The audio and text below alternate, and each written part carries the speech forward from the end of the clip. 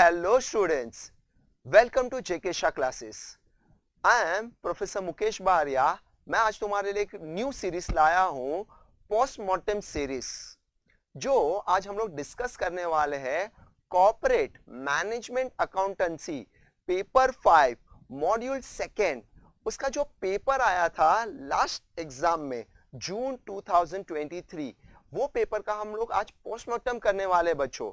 इसका सिंपली मतलब क्या है, पेपर में बच्चों एनालिसिस, पेपर एनालिसिस मैं करने वाला हूं। और पेपर में जो हम लोग एनालिसिस बिफोर एग्जाम करते हैं and after exam and in the time of exam same होता है, वो चीज मैं आपसे डिस्कस करूंगा। दैट्स व्हाई हम लोग आपको बोलते हैं फॉलो वही चीज करो जो हम लोग बिफोर एग्जाम आपको इंस्ट्रक्शन देते हैं। Instruction like what? पहले हम लोग ये पेपर डिस्कस करेंगे दो पार्ट में, corporate accounting different part and एक मैनेजमेंट अकाउंटिंग डिफरेंट पार्ट। तो first we start corporate accountancy, जो 60 मार्क्स का पेपर आपका हो चुका था। फाइन, ये पेपर है set code 6C, right? C paper set है जो मैं तुम्हारे साथ डिस्कस करने वाला हूं बच्चों। नाउ बच्चों, ये आपको पता है ना, एमसीक्यूज बेस्ड पेपर है। इसमें मैक्सिमम थियोरी होता है, मिनिमम प्रैक्टिकल होता है, right? There is a proportion, sometimes 60-40, sometimes 70-30। There is a proportion जिसका आपको एग्जाम में दिखता है प्रपोर्शन कि आपका प्रैक्टिकल कभी ज्यादा है, कभी थियोरी ज्यादा है। बट लास्ट एनालिसिस आप देखोगे, आपका ऑलवेज ऑलवेज प्रैक्टिकल कम होता है, थियोरी ज्यादा होता है।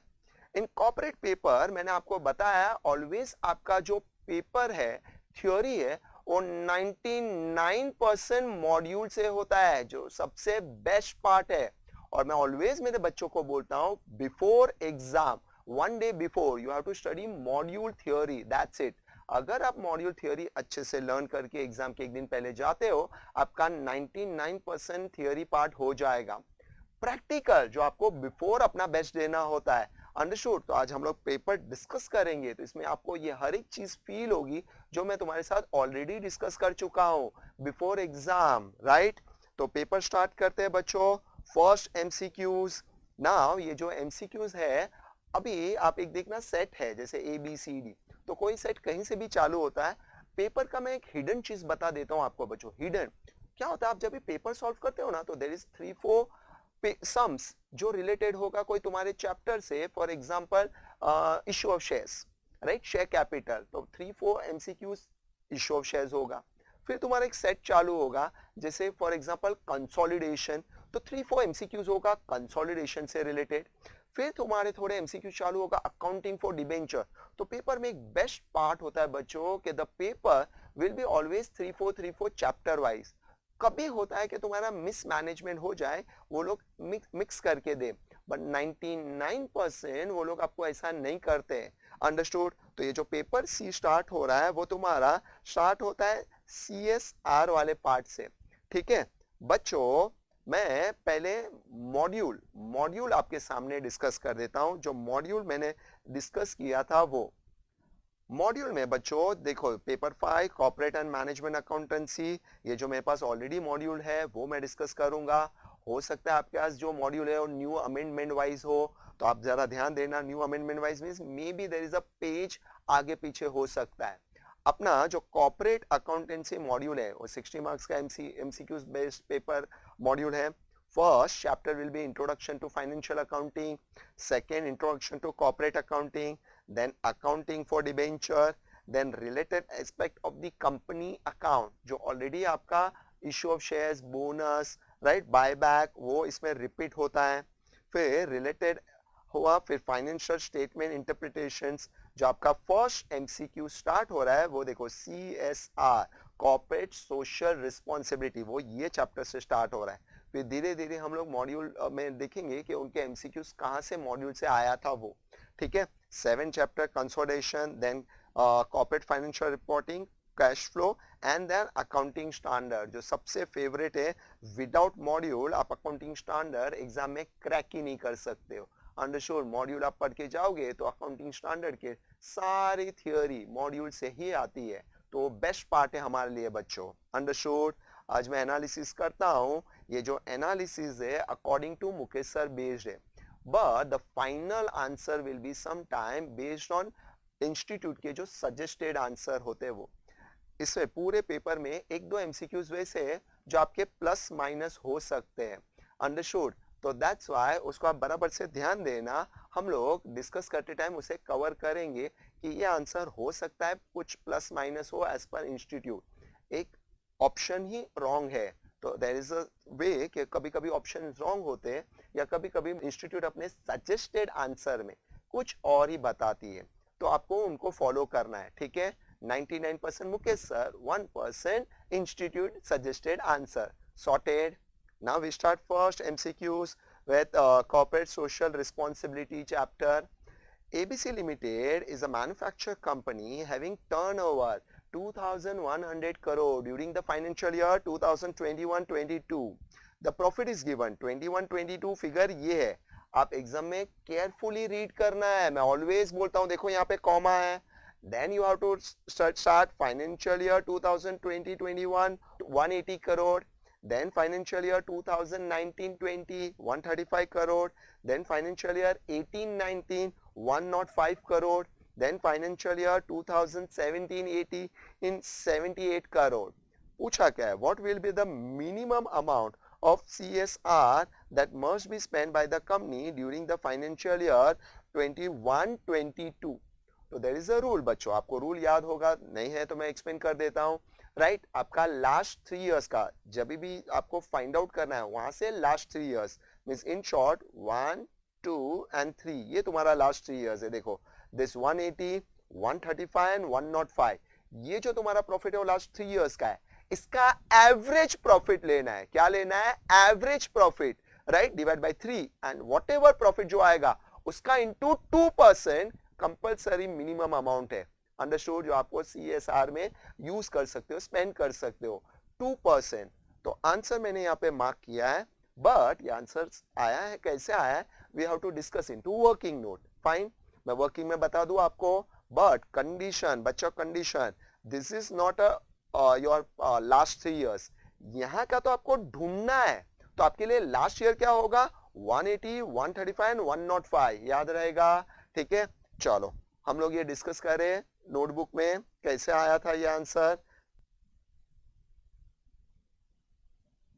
चलो स्टार्ट करते बच्चों, एमसीक्यूज 1, वहां पे इट्स नॉर्मली प्रैक्टिकल है, तो हम लोग डिस्कस करेंगे लास्ट 3 इयर्स का average profit 180 crore plus 135 crore plus 105 crore upon average, तो एवरेज 3 कैलसी यूज करो, कितना आता है 140 करोड़, उसका 2%, कैलसी 2.8 crore is your answer.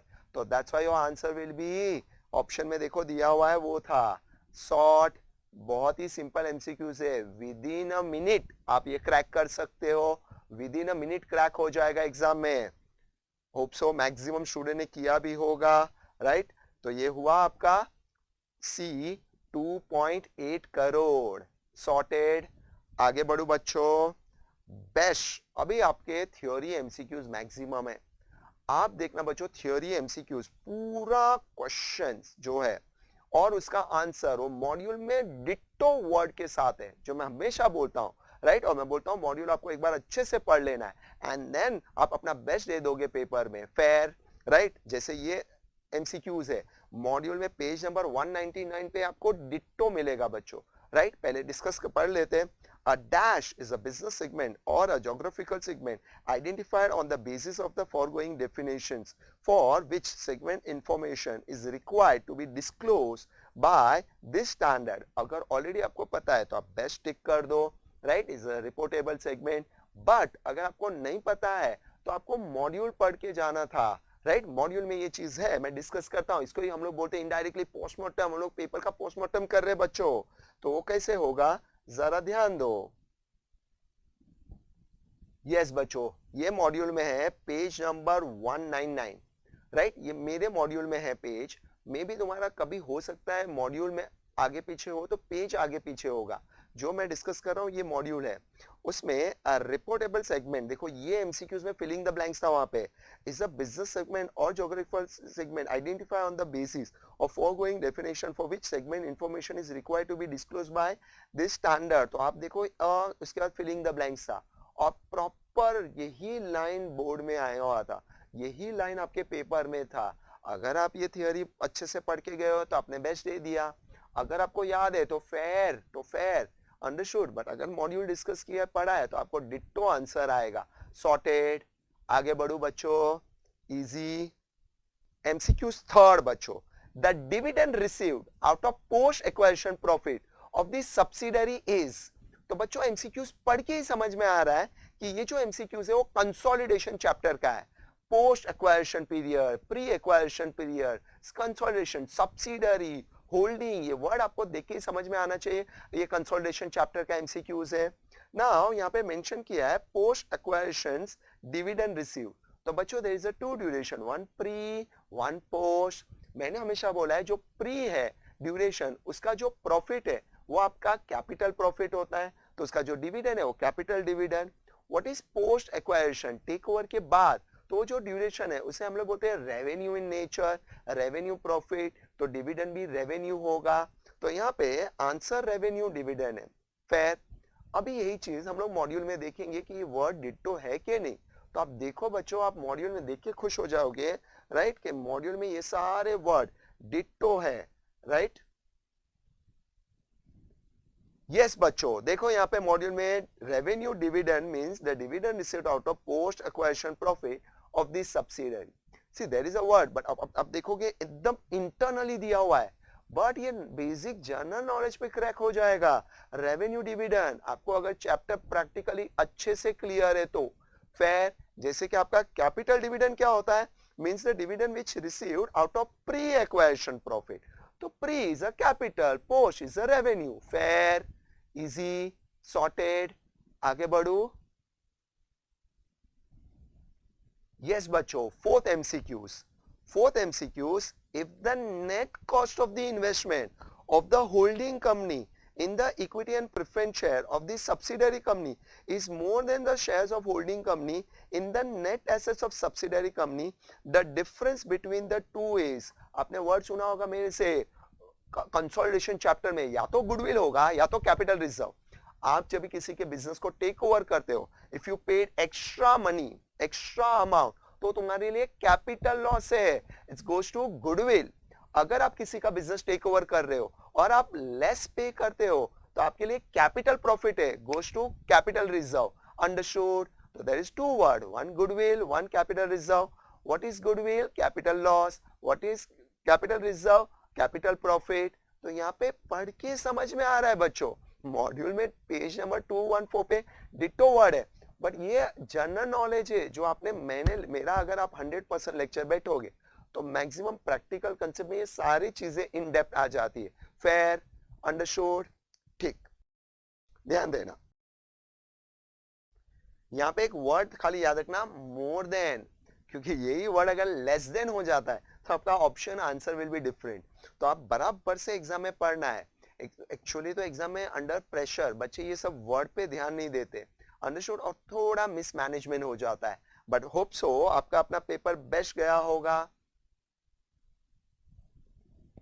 Yes बच्चों, देखो यहाँ पे ये सेम मॉड्यूल में सेम पेज पे गुडविल ऑन कंसोलिडेशन वर्ड है, पूरी लाइन डिट्टो है, आप पढ़ लो। If the net cost of investment of holding the equity and preference shares of the subsidiary company is more than the shares of the holding company in the net assets of the subsidiary company, the difference between the two is goodwill and on consolidation। आपको word दिखाई दे रहा है more than, understood, ये अपने module का ditto word है बच्चों। तो नॉर्मल थियोरी आप बेसिक भी पढ़ते हो तो आपका काम हो जाता है, अंडरस्टूड, फेयर। आगे बढ़ो बच्चों, इजी। चलो बच्चों, आपका paper pattern, paper question paper कैसे होगा आपको पता है ना, 1 2 3 4, वन पेज पे लेफ्ट साइड पे पहले थोड़े एमसीक्यूज हो गए and then continue will be right side. तो आपको यहाँ से भी कवर करना है, अंडरस्टूड। अभी ये अपना आया प्रैक्टिकल एमसीक्यूज बेस्ट, जो अगर मेरा आप लेक्चर 100% बैठे हो तो ये मिनिमम थियोरी है जो मैं नॉर्मल फर्स्ट इंट्रोडक्शन में कराता हूँ जो एग्जाम में आई है। Obviously number is different but ये सेम ऐसे एमसीक्यूज मैंने प्रैक्टिकली आपको कराया है, अंडरस्टूड। पढ़ता हूं, देखो, H limited acquired 70% of the equity share of S। इसमें होल्डिंग कौन है, सब्सिडियरी कौन है, इजीली वो लोग नहीं दिया है, एच होल्डिंग है और S subsidiary. On 1st Jan 2022, on that date the paid up capital of S subsidiary is 5 lakhs, equity share of 10 each. Total कितना होगा 50 lakhs and equity share always pre, पता है आपको. Accumulated reserve balance 20 lakhs means उस दिन का, तो ये भी प्री. रिजर्व में nothing is given, always pre. assets of S Limited were revalued on 1st Jan and revalued profit is 14 lakhs. So for your kind information बच्चों, revaluation reserve always pre, understood, was calculated. Now H Limited paid 40 lakhs to purchase the said interest. इसका मतलब ये 40 lakhs क्या है? Cost of investment. क्या है? Cost of investment. Which of the following is correct in relation to the cost of control of the group consolidation financial statement? बच्चों word देखो, cost of control. What is cost of control? या goodwill या capital reserve. याद आया बच्चों?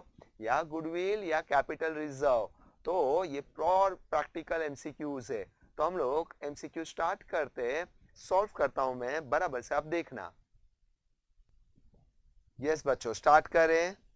MCQs 5, right. जैसे मैं working करता था, आप देखो ESC equity share capital always pre, right. तो 5 lakhs equity share into 10, total कितना होगा 50 lakhs.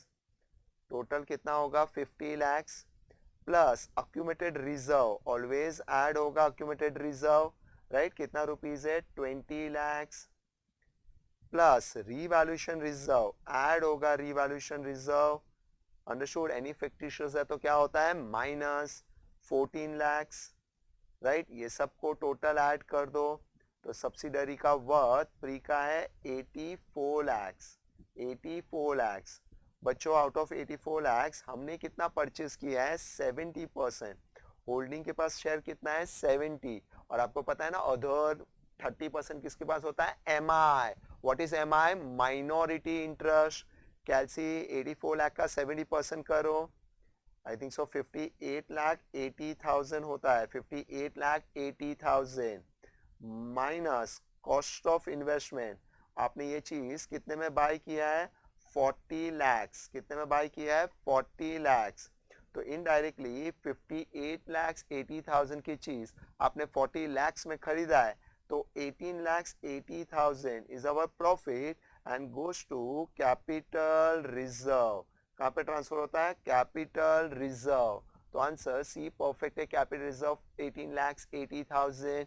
इजी इजी बच्चों, ये वर्किंग समझ में आया, राइट. आगे बढ़ू. इजी.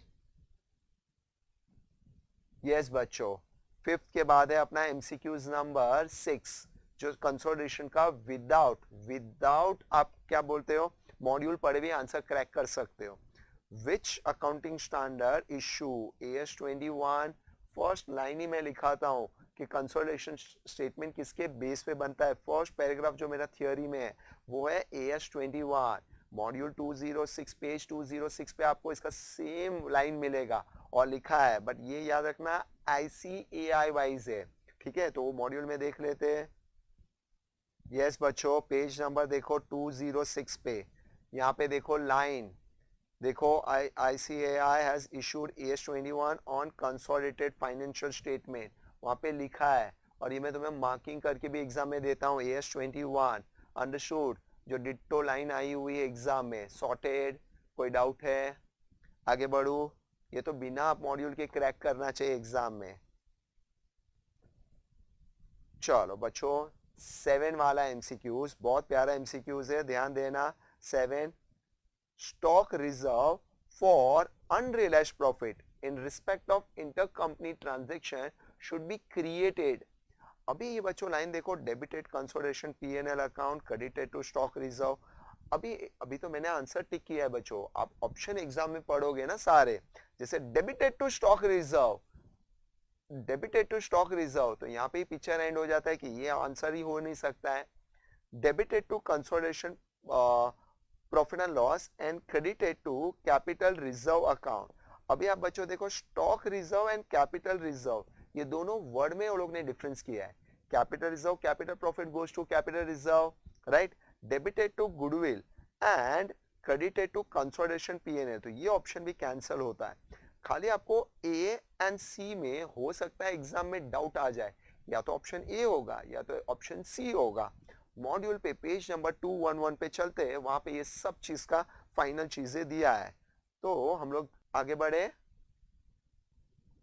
यस बच्चों, आप देखो 211 पे कंसोलिडेशन पीएनएल में यहाँ पे देखो ये बड़े प्यार से एक लाइन लिखा हुआ है, stock reserve for unrealised profit in respect of intercompany transaction should be created by debited consolidation PNL account and credited to stock reserve. देखो प्यार से लिखा है बच्चों, stock reserve, it's not capital reserve, तो दैट्स व्हाई ए आंसर है। That's why a answer है, because they mention the stock reserve. Understood? Capital reserve तो लिखा ही नहीं है। अगर आपको कंफ्यूजन है और आपने थियोरी क्लियर पढ़ा है अच्छे से तो आपका बेस्ट हो जाएगा। शॉर्ट आगे पढ़ू। यस बच्चों, 8 क्वेश्चन एमसीक्यूज 8, ये भी तुम्हारा subsidiary company means consolidation chapter से ही है। Which statement is true in respect of the treatment of equity dividend proposed by subsidiary company during the current year? Equity dividend, तो option में मैंने tick किया है, such proposed dividend is simply shown in the note to account to the balance sheet related to the year of the proposal. अभी आपको कैसे पता चलेगा ये, तो मॉड्यूल पेज नंबर 231 पे एकदम प्यार से ये सब चीजें लिख के दिया है वो लोग ने अच्छे से।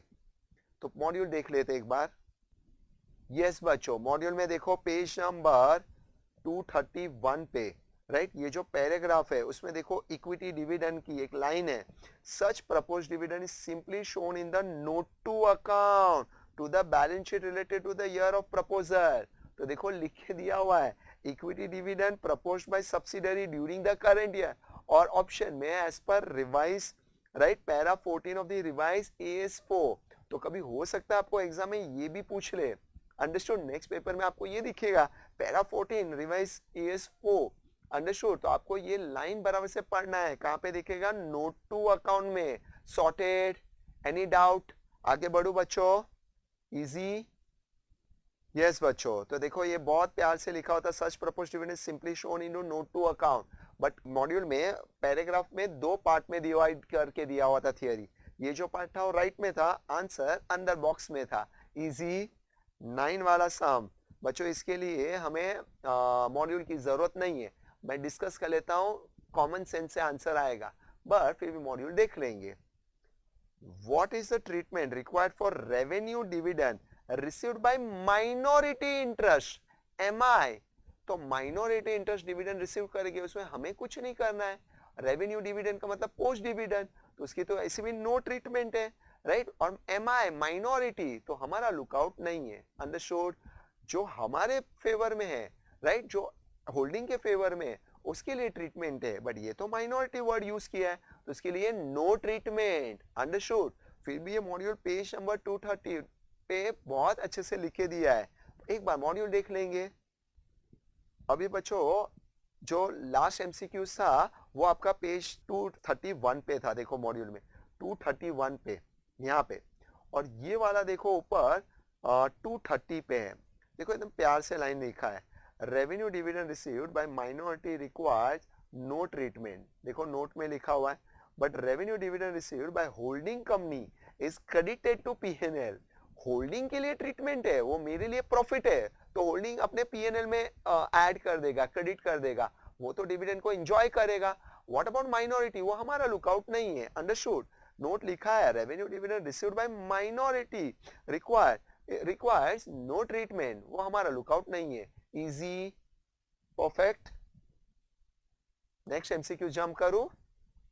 यस बच्चों, यहां से अभी देखो आपका पार्ट चेंज हो रहा है, यहां तक 9 तक आप देखो कंसोलिडेशन चैप्टर से रिलेटेड MCQs था, तो बेस्ट पार्ट है there is a bunch of chapter wise थोड़े MCQs, तो आपको थोड़ा समझने में इजी आए।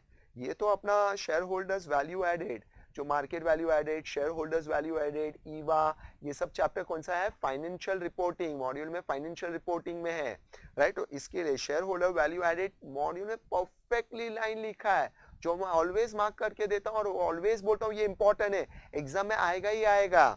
Like net operating profit after tax minus cost of capital, ये नॉर्मल है, बट आप उनका देने का पैटर्न देखो। अगर अच्छा स्टूडेंट है, वो भी अगर प्रॉपर थियोरी नहीं पढ़ के गया है या पूरा उनका लॉजिक क्लियर नहीं है, तो ऑप्शन में कंफ्यूज होने के चांसेस है। कैसे? यहाँ पे वर्ड देखो, net operating profit minus cost of capital. तो फिर बच्चों कॉस्ट ऑफ कैपिटल तो वर्ड सेम है, खाली नेट ऑपरेटिंग प्रॉफिट है, जबकि फाइनल एक्चुअल आंसर है net operating profit after tax. Understood? C option में देखो ये लोग ने क्या मस्ती किया है, net operating after tax and dividend word use किया है, जो रॉन्ग है again, right. Next, net operating profit after tax, यहाँ पे देखो खाली प्लस साइन में गड़बड़ किया है बच्चों, ओनली प्लस, जबकि आंसर माइनस है। यहाँ पे देखो प्लस सब वर्ड से। अगर मेरे जैसा भी स्टूडेंट है अच्छा और एकदम थोड़ा फास्ट जा रहे गाय में, तो हो सकता है कभी ये टिक कर दे। अंडरस्टूड? अब प्लस माइनस पे तो ये छोटी सी चीज पे हम क्या ही ध्यान देंगे सर, ये तो हम इग्नोर कर लेते हैं ऐसे ही। तो ये बिल्कुल इग्नोर नहीं करना है आपको मॉड्यूल में, और लॉजिक वाइज और कंसेप्ट वाइज। अंडरस्टूड? तो मॉड्यूल 264 पे हम लोग ये एमसीक्यूज देखेंगे, प्रॉपर लाइन वाइज लिख के दिया है। ठीक है बच्चों? यस बच्चों, 264 पे मॉड्यूल के पेज पे देखो, the share holders value added, net operating profit after tax minus cost of capital, minus sign है और लिखा भी आफ्टर टैक्स। जैसे अपने ऑप्शन में फर्स्ट में देखो आफ्टर टैक्स वर्ड नहीं था, only net operating profit minus cost of capital. तो आपको बराबर से पढ़ना है। एक बोर्ड में एग्जाम में ये सब भी एमसीक्यूज आ चुके हैं, वैल्यू वाला वर्ड, एंड बहुत वो लोग ट्रिकी करते हैं। तो आपको थ्योरी अच्छे से लर्न करना है और लॉजिक अच्छे से क्लियर रख के एग्जाम में जाना है। अंडरस्टूड? ठीक है, आगे डिस्कस करें बच्चों। I think so next practical MCQs है, चलो 11 वाला एमसीक्यूज। ठीक है, स्टार्ट करता हूं, ध्यान दो अच्छे से। 11 एमसीक्यूज प्रैक्टिकल है, बहुत ही इजी है। If the sale are 50 lakhs, operating expense 38,50,000, tax paid 3,58,800 and dividend paid 1,22,000, what will be the net operating profit after tax? तो आपको पता है ना, ईवा में net operating profit after tax हमें चाहिए होता है। तो हमारा फॉर्मेट ही है, आपको सेल माइनस ऑपरेटिंग एक्सपेंस, फिर जो आएगा उसमें से यहाँ पे टैक्स अमाउंट के फॉर्मेट में दिया है, तो बेस्ट है वो माइनस कर दो। डिविडेंड कंसीडर नहीं करना बच्चों, क्योंकि net operating profit after tax चाहिए। तो operating profit sale minus operating expense gives you operating profit, और उसमें से टैक्स निकाल दो तो आपका काम हो जाएगा, net operating profit after tax. तो ये लिख के मैं बता दूं, आंसर 791,200 आ रहा है। ओरली भी आप दिस माइनस दिस कर लोगे तो फेयर हो जाता है, बट मैं नोटबुक में बता दूं। यस बच्चों, यहाँ पे हम लोग डिस्कस कर लेते हैं एमसीक्यूज 11। हमारा पहले सेल्स फिगर गिवन था 50 lakhs, देखो क्वेश्चन में सेल्स है minus operating expense. What is operating expense? Business operate करने के कंपलसरी एक्सपेंस 38,50,000। एग्जाम में आप कैलसी पे ही कर लोगे। अभी जो तुम्हारा प्रॉफिट आएगा वो प्रॉफिट कौन सा है, कैलसी में करो 50 lakhs माइनस 38,50,000, 11,50,000, ये operating net profit, business operate करके कमाया हुआ नेट प्रॉफिट है। अगर टैक्स परसेंटेज दिया हुआ है तो इसमें से टैक्स परसेंटेज माइनस कर दो। हमारे सम में एमसीक्यूज में रुपीस दिया हुआ है, तो उनको थैंक यू बोलो और इनकम टैक्स का रुपीस माइनस कर दो। Minus income tax, amount will be 3,58,800, ये आप माइनस कर दो तो माइनस 3,58,800, तो आंसर विल बी 791,200, जो हमारा ऑपरेटिंग नेट प्रॉफिट है। इजी, आगे बढ़ो बच्चों, इजी। चलो, तो हमारा 11 डिस्कस हुआ है, नाउ 12 पे जंप करते हैं। 12 वाला one of the most I can से फेवरेट एमसीक्यूज है इंस्टीट्यूट का, राइट, बिकॉज ये ह्यूमन से रिलेटेड है, ह्यूमन डायरेक्टर से रिलेटेड है। तो ये एमसीक्यूज आप देखो हर एक पेपर में, उनका फेवरेट हर एक पेपर में आता है। वो लोग कैसे ही एमसीक्यूज बोर्ड में देते बच्चों, कभी कभी क्वेश्चन में ना ये करते हैं, ये ऑप्शन में रखते हैं, कभी कभी ये क्वेश्चन रखते हैं तो ऑप्शन में ये रखते हैं। इनका बहुत फेवरेट है ये, तो ये लोग थोड़ा मैनिपुलेट करते हैं इसको देने के लिए। बट है क्या, non listed public company appoint at least one human director, ठीक है, as per 149 of the Company Act 2013, read with Rule 3 of the Company Act. Appointment and qualifications of director, ठीक है, rule 2014. Now where the paid up capital of 100 crore or more or having turnover 300 crore. आप अगर देखोगे MCQs B और सी में खाली 100 को 10 कर दिया है, इसीलिए ऑप्शन नहीं है. ये 100 को देखो उधर 10 कर दिया है. यहाँ पे देखो ये जो 300 है उसे डी में 30 कर दिया है. डी में बच्चों डी में 30, इसीलिए डी रॉन्ग है. अंडरस्टूड. और फर्स्ट वाले में दोनों में मस्ती किया है. टर्नओवर भी रॉन्ग है, कैपिटल भी रॉन्ग है, तो वो फेयर है, बट ये आपका करेक्ट आंसर है. अंडरस्टूड. जो मॉड्यूल में पेज नंबर 251 पे मिलेगा. किधर मिलेगा बच्चों? 251. यहाँ पे पेज लिख दिया 251 पे आपको ये एमसीक्यूज मिलेगा. ठीक है. यस बच्चों, पेज नंबर 251 पे यहाँ पे देखो ह्यूमन डायरेक्टर का वेरी इंपॉर्टेंट कंसेप्ट, राइट. तो कभी क्वेश्चन में ये होता है तो ये ऑप्शन में होता है, कभी कभी क्वेश्चन में ये दिया होता है तो ये ऑप्शन में होता है, राइट. आप बराबर से देखो इधर, non listed public company having paid up capital of ₹100 crore और मोर और हैविंग टर्नओवर 300 करोड़ और मोर. तो प्रॉपर वर्ड है यहाँ पे 100 एंड 300. तो एमसीक्यूज में वो लोग ने 100 को 10, 300 को 30 ऐसे कुछ भी करते. कभी कभी 100 को 1000 कर देते, एक एक जीरो अप करके खेलते वो लोग. अंडरस्टूड. इनका फेवरेट चीज है ये. फेयर. आगे बढ़ो बच्चों. ठीक है.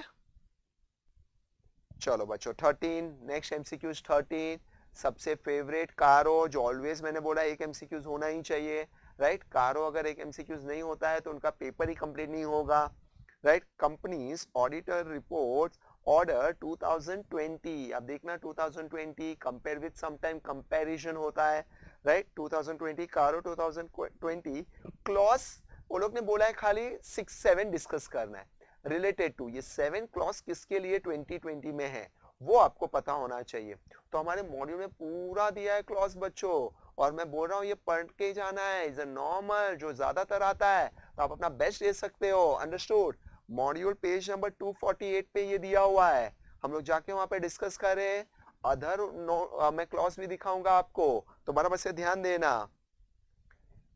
यस बच्चों, मॉड्यूल में देखो यहाँ पे तुम्हारा 5, 6, 7 reporting requires on statutory dues. Reporting required on statutory dues, तो ये अपने ओल्ड से नो चेंज है. अंडरस्टूड. तो ये दिया हुआ है ऑप्शन में बड़े प्यार से.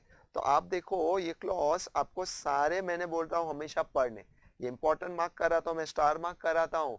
ऑलवेज एग्जाम में आता है, राइट. एक एमसीक्यूज होता ही है. कभी कभी तो उन्होंने इतने प्यारे लोग हैं वो लोग कारो का फुल फॉर्म भी पूछा है एमसीक्यूज में, राइट. तो अगर आप ये सब पढ़ते हो बट ऑप्शन इतने वो लोग ट्रिकी देते कि आप कंफ्यूज हो जाओ. कारो का फुल फॉर्म क्या है? Company auditor report order. कारो वैसा चलता है. अंडरस्टूड. ठीक है. तो यहाँ पे देखो ऐसा भी उनके पास पेपर बनाने के लिए बहुत चॉइस है. देखो अभी बहुत यहाँ पे क्लॉज है, तो कोई भी क्लॉज वो लोग कोई भी चीज में दे सकते हैं. देखो यहाँ पे, राइट, कोई भी क्लॉज दे सकते हैं और आपका पेपर थोड़ा और ट्रिकी और डिफिकल्ट बना सकते हैं. अंडरस्टूड. जैसे ये नए क्लॉज ऐड हुए तो वो भी डाल सकते हैं वो लोग, राइट. ये कुछ भी बना सकते हैं. अंडरस्टूड. तो आपको अपना थियोरी पार्ट बेस्ट करके जाना है एग्जाम में. चलो तो देखो यहाँ पे पेपर में reporting required the statutory dues option दिया हुआ था अच्छे से. बाकी आप देखो कोई भी ऑप्शन में वो है ही नहीं, तो आपको स्टैट्यूटरी ड्यूज पता होना चाहिए. फेयर. आगे बढ़े बच्चों. नेक्स्ट अपना एमसीक्यू स्टार्ट होता है 14, जो अपना चैप्टर है कैश फ्लो स्टेटमेंट. तो आप देखो 14, 15, 16 प्रैक्टिकल थियरी कैश फ्लो से रिलेटेड होगा, राइट. तो ये बहुत अच्छे एमसीक्यूज है, राइट. चैप्टर वाइज स्लॉट करके देते वो लोग, तो आपको पढ़ के ही समझ में आना चाहिए ये कैश फ्लो का है. अभी ये बच्चों शायद मॉड्यूल में नहीं है, मैंने देखा नहीं है, बट बिकॉज ये नॉर्मल एडजस्टमेंट है जो हम लोग नॉर्मली लेक्चर में सिखाते हैं. तो आप देखो प्रैक्टिकल वाइज कैसे था. While preparing a cash flow statement adjustment for proposed dividend. आप पता है मैं हमेशा बताता हूँ provision of tax if nothing is given. Last year का ओपनिंग पेड क्लोजिंग प्रोवाइड, ये मेरा लाइन होता है. Opening paid closing provide. Last year का पेड करंट ईयर का प्रोवाइड. अगर कुछ नहीं है तो we have to assume last year का पेड, ओपनिंग पेड और करंट ईयर प्रोवाइड. ये लाइन मैं हमेशा बोलता हूँ पूरे चैप्टर में, नहीं नहीं तो 20-30 टाइम्स. उसको उन्होंने प्रैक्टिकल को थियोरी में बना के एग्जाम में दे दिया है। क्या दिया है देखो, right, opening paid, closing provide. तो जो क्लोजिंग है वो करंट ईयर होता है, तो लिखा है add to current year propose dividend under net profit before tax and extraordinary item. तो आप ऐड कर दोगे पीएनएल में जब भी लिखते हैं तो। और नेक्स्ट बोला है deduct the previous year means opening previous year propose dividend under financial activities. उसका मतलब डिडक्ट का मतलब we have to assume paid, we have to assume paid, उसे पे कर रहे हैं, अंडरस्टूड। अभी आप बोलोगे सर तो फिर ये और ये सब राइट होना चाहिए। देखो तो आप देखो यहाँ पे प्रीवियस ईयर करंट ईयर में ट्विस्ट किया हुआ है, यहाँ पे ये प्रीवियस ईयर है, तो आप ईयर संभालना। जैसे आप बोलोगे सर सी भी राइट होना चाहिए, तो यहाँ पे दिख रहा है करंट ईयर फेयर, बट आगे जाके देखो एंड डिडक्टेड करंट ईयर, तो आप देखो दो दिया है करंट ईयर, तो ये रॉन्ग है बच्चों, अंडरस्टूड। डी ऑप्शन में देखो at the current year propose dividend and extraordinary item, what about second effect, second effect missing है, तो that's why correct answer B है, अंडरस्टूड। तो ये लोग ने जो मैं बताता हूँ थियोरी, प्रैक्टिकली एक्सप्लेन करता हूँ थियोरी, तभी वो लाइन दिया हुआ है, वही लाइन वो लोग ने थियोरी में दे दिया हुआ है। इजी, आगे पेपर पे जाओ, नेक्स्ट एमसीक्यूज। इसकी भी मॉड्यूल आपको देखने की जरूरत नहीं है, ब्लाइंडली आपको टिक हो जाएगा, ये भी इनका फेवरेट है, हर एक पेपर में ये एमसीक्यूज होता है। तो while preparing a cash flow statement, interest paid to debenture holders will be considered as a financing activities. Debenture holder जिससे आप फंड लेते हो, उसे इंटरेस्ट पे करते हो, वो फाइनेंस से रिलेटेड है, that's why financing activities, understood. Easy, आगे जंप करूं 16 बच्चों 16। In the balance sheet of ABC Limited, a provision for tax 4 lakhs and 5 lakhs, यार देखो बाद में दिया है 31 मार्च 2021 and 31 मार्च 2022, तो इन शॉर्ट ये ओपनिंग है और ये क्लोजिंग है रिस्पेक्टिवली, ठीक है। Now it made a provision for tax 4,50,000। बच्चों मेड, ये मेड वर्ड याद है, मेड का मतलब पेड या प्रोवाइड, मेड का मतलब पेड या प्रोवाइड, तो मेड क्या होता है प्रोवाइड, मेड क्या होता है provide, made, provide, debited, charge, created, सब सेम। और जो पेड है उसके लिए मैंने वर्ड बोला था पेड या सेटल वर्ड होता है, राइट। तो how much amount of tax is paid during the year, हमेशा मैंने बोला है बच्चों, ऐसा एमसीक्यूज आता है, आपको टी लेजर बना के ही आंसर करना है। अगर ओरली आप करोगे तो आपका 90% मैस होता है। और मैंने बोला था ये दर्जनों टाइम बोर्ड में आ चुका है, क्योंकि कैश फ्लो बहुत सालों से पहले भी old portion wise MCQs pattern में था, तो ये बहुत बार एमसीक्यूज आया है। तो मैं टी बना के ही आपको बताऊंगा बच्चों, डायरेक्टली नहीं होगा, बट याद रखो ये ओपनिंग है, ये क्लोजिंग है, और ये प्रोवाइड है, प्रोवाइड, दे वांट पेड, तो एकदम इजी है, अकाउंट बना के बता देता हूं। चलो बच्चों एमसीक्यूज एक बार देखते हैं, एमसीक्यूज 16, ध्यान दो, मैं टी फॉर्मेट बनाता हूं रफली। प्रोविजन फॉर टैक्स अकाउंट, अच्छे से ध्यान देना, provision for tax liability, liability credit, तो मैं हमेशा बोलता हूं ओपनिंग क्रेडिट और क्लोजिंग डेबिट। देखो ओपनिंग क्लोजिंग दिया हुआ था, अभी तो फिर लेजर में ये याद होना चाहिए पेड कहां था, प्रोवाइड किधर था, वो नहीं है तो कॉमन सेंस पता होना चाहिए। इफ यू पेड तो एंट्री टैक्स टू कैश, यहाँ पे आएगा to cash bank. If you paid तो provision for tax to cash, तो दे वांट कैश वाला फिगर, तो इनडायरेक्टली ये फिगर चाहिए, तो जो प्रोवाइड है वो यहाँ पे आएगा प्रोवाइड, जो अमाउंट है 4,50,000, ये आप अकाउंट को क्लोज कर दो, ये अकाउंट को क्लोज कर दो, तो आपका पेड बैलेंसिंग फिगर आ जाएगा। इजी, इससे इजी एमसीक्यूज आज तक नहीं बना है बच्चों, इससे इजी एमसीक्यूज आज तक नहीं बना है। ये सब एमसीक्यूज आता है तुम्हारे, हमें पास करने के लिए एग्जाम है। इंस्टीट्यूट बहुत अच्छी है, कभी कभी पास करने के लिए कम से come out of 100 MCQs minimum वो लोग 40-50 देते कि बच्चा पास हो जाए, अंडरस्टूड। तो ये सब पास करने के लिए दिया हुआ है, 3,50,000 इज योर आंसर।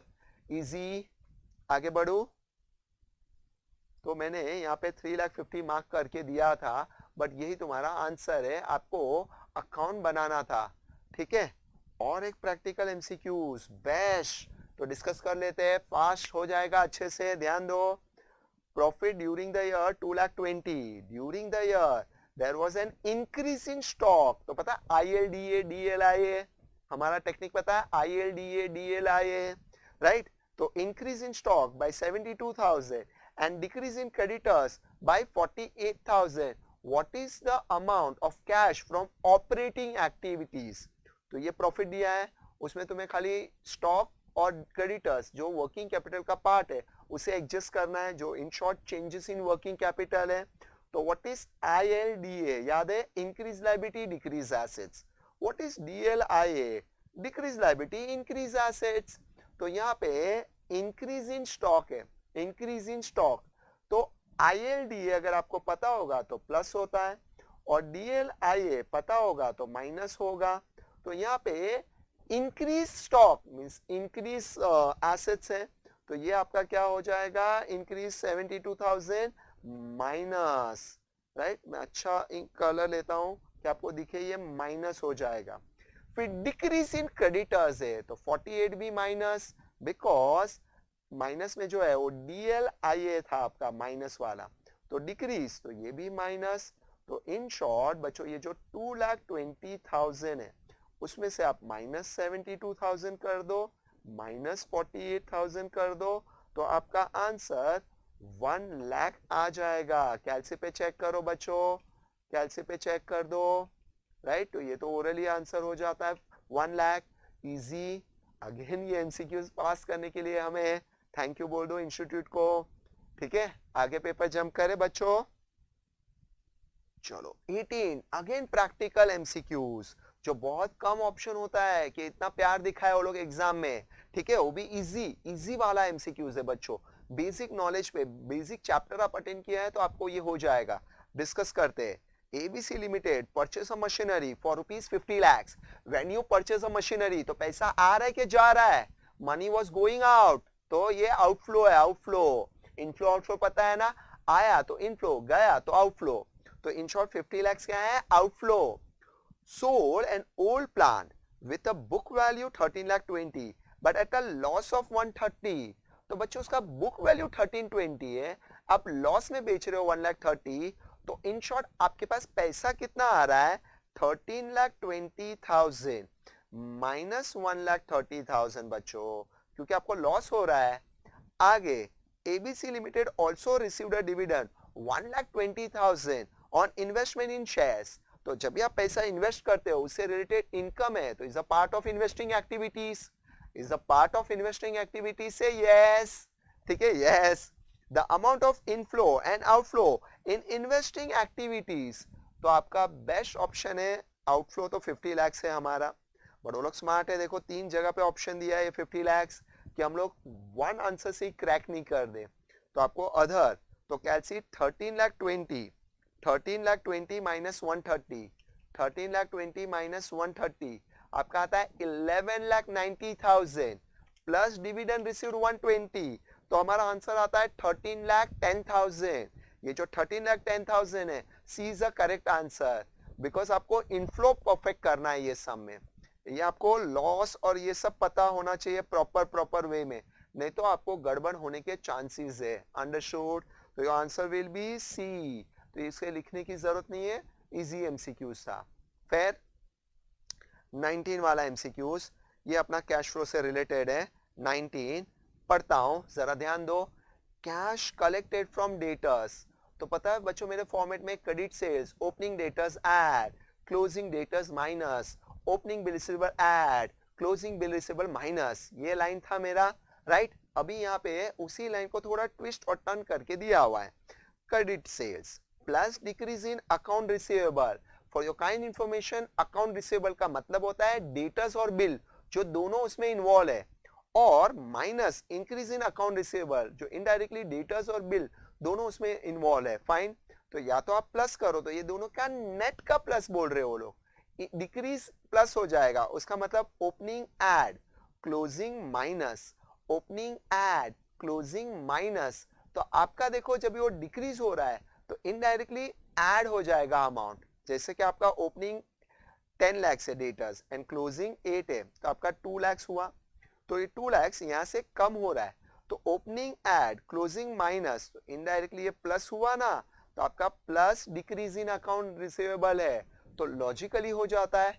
नहीं है तो मॉड्यूल में प्रॉपर लाइन लिखा हुआ है बच्चों, प्रॉपर, तो 19 इजीली हो जाएगा। अंडरस्टूड?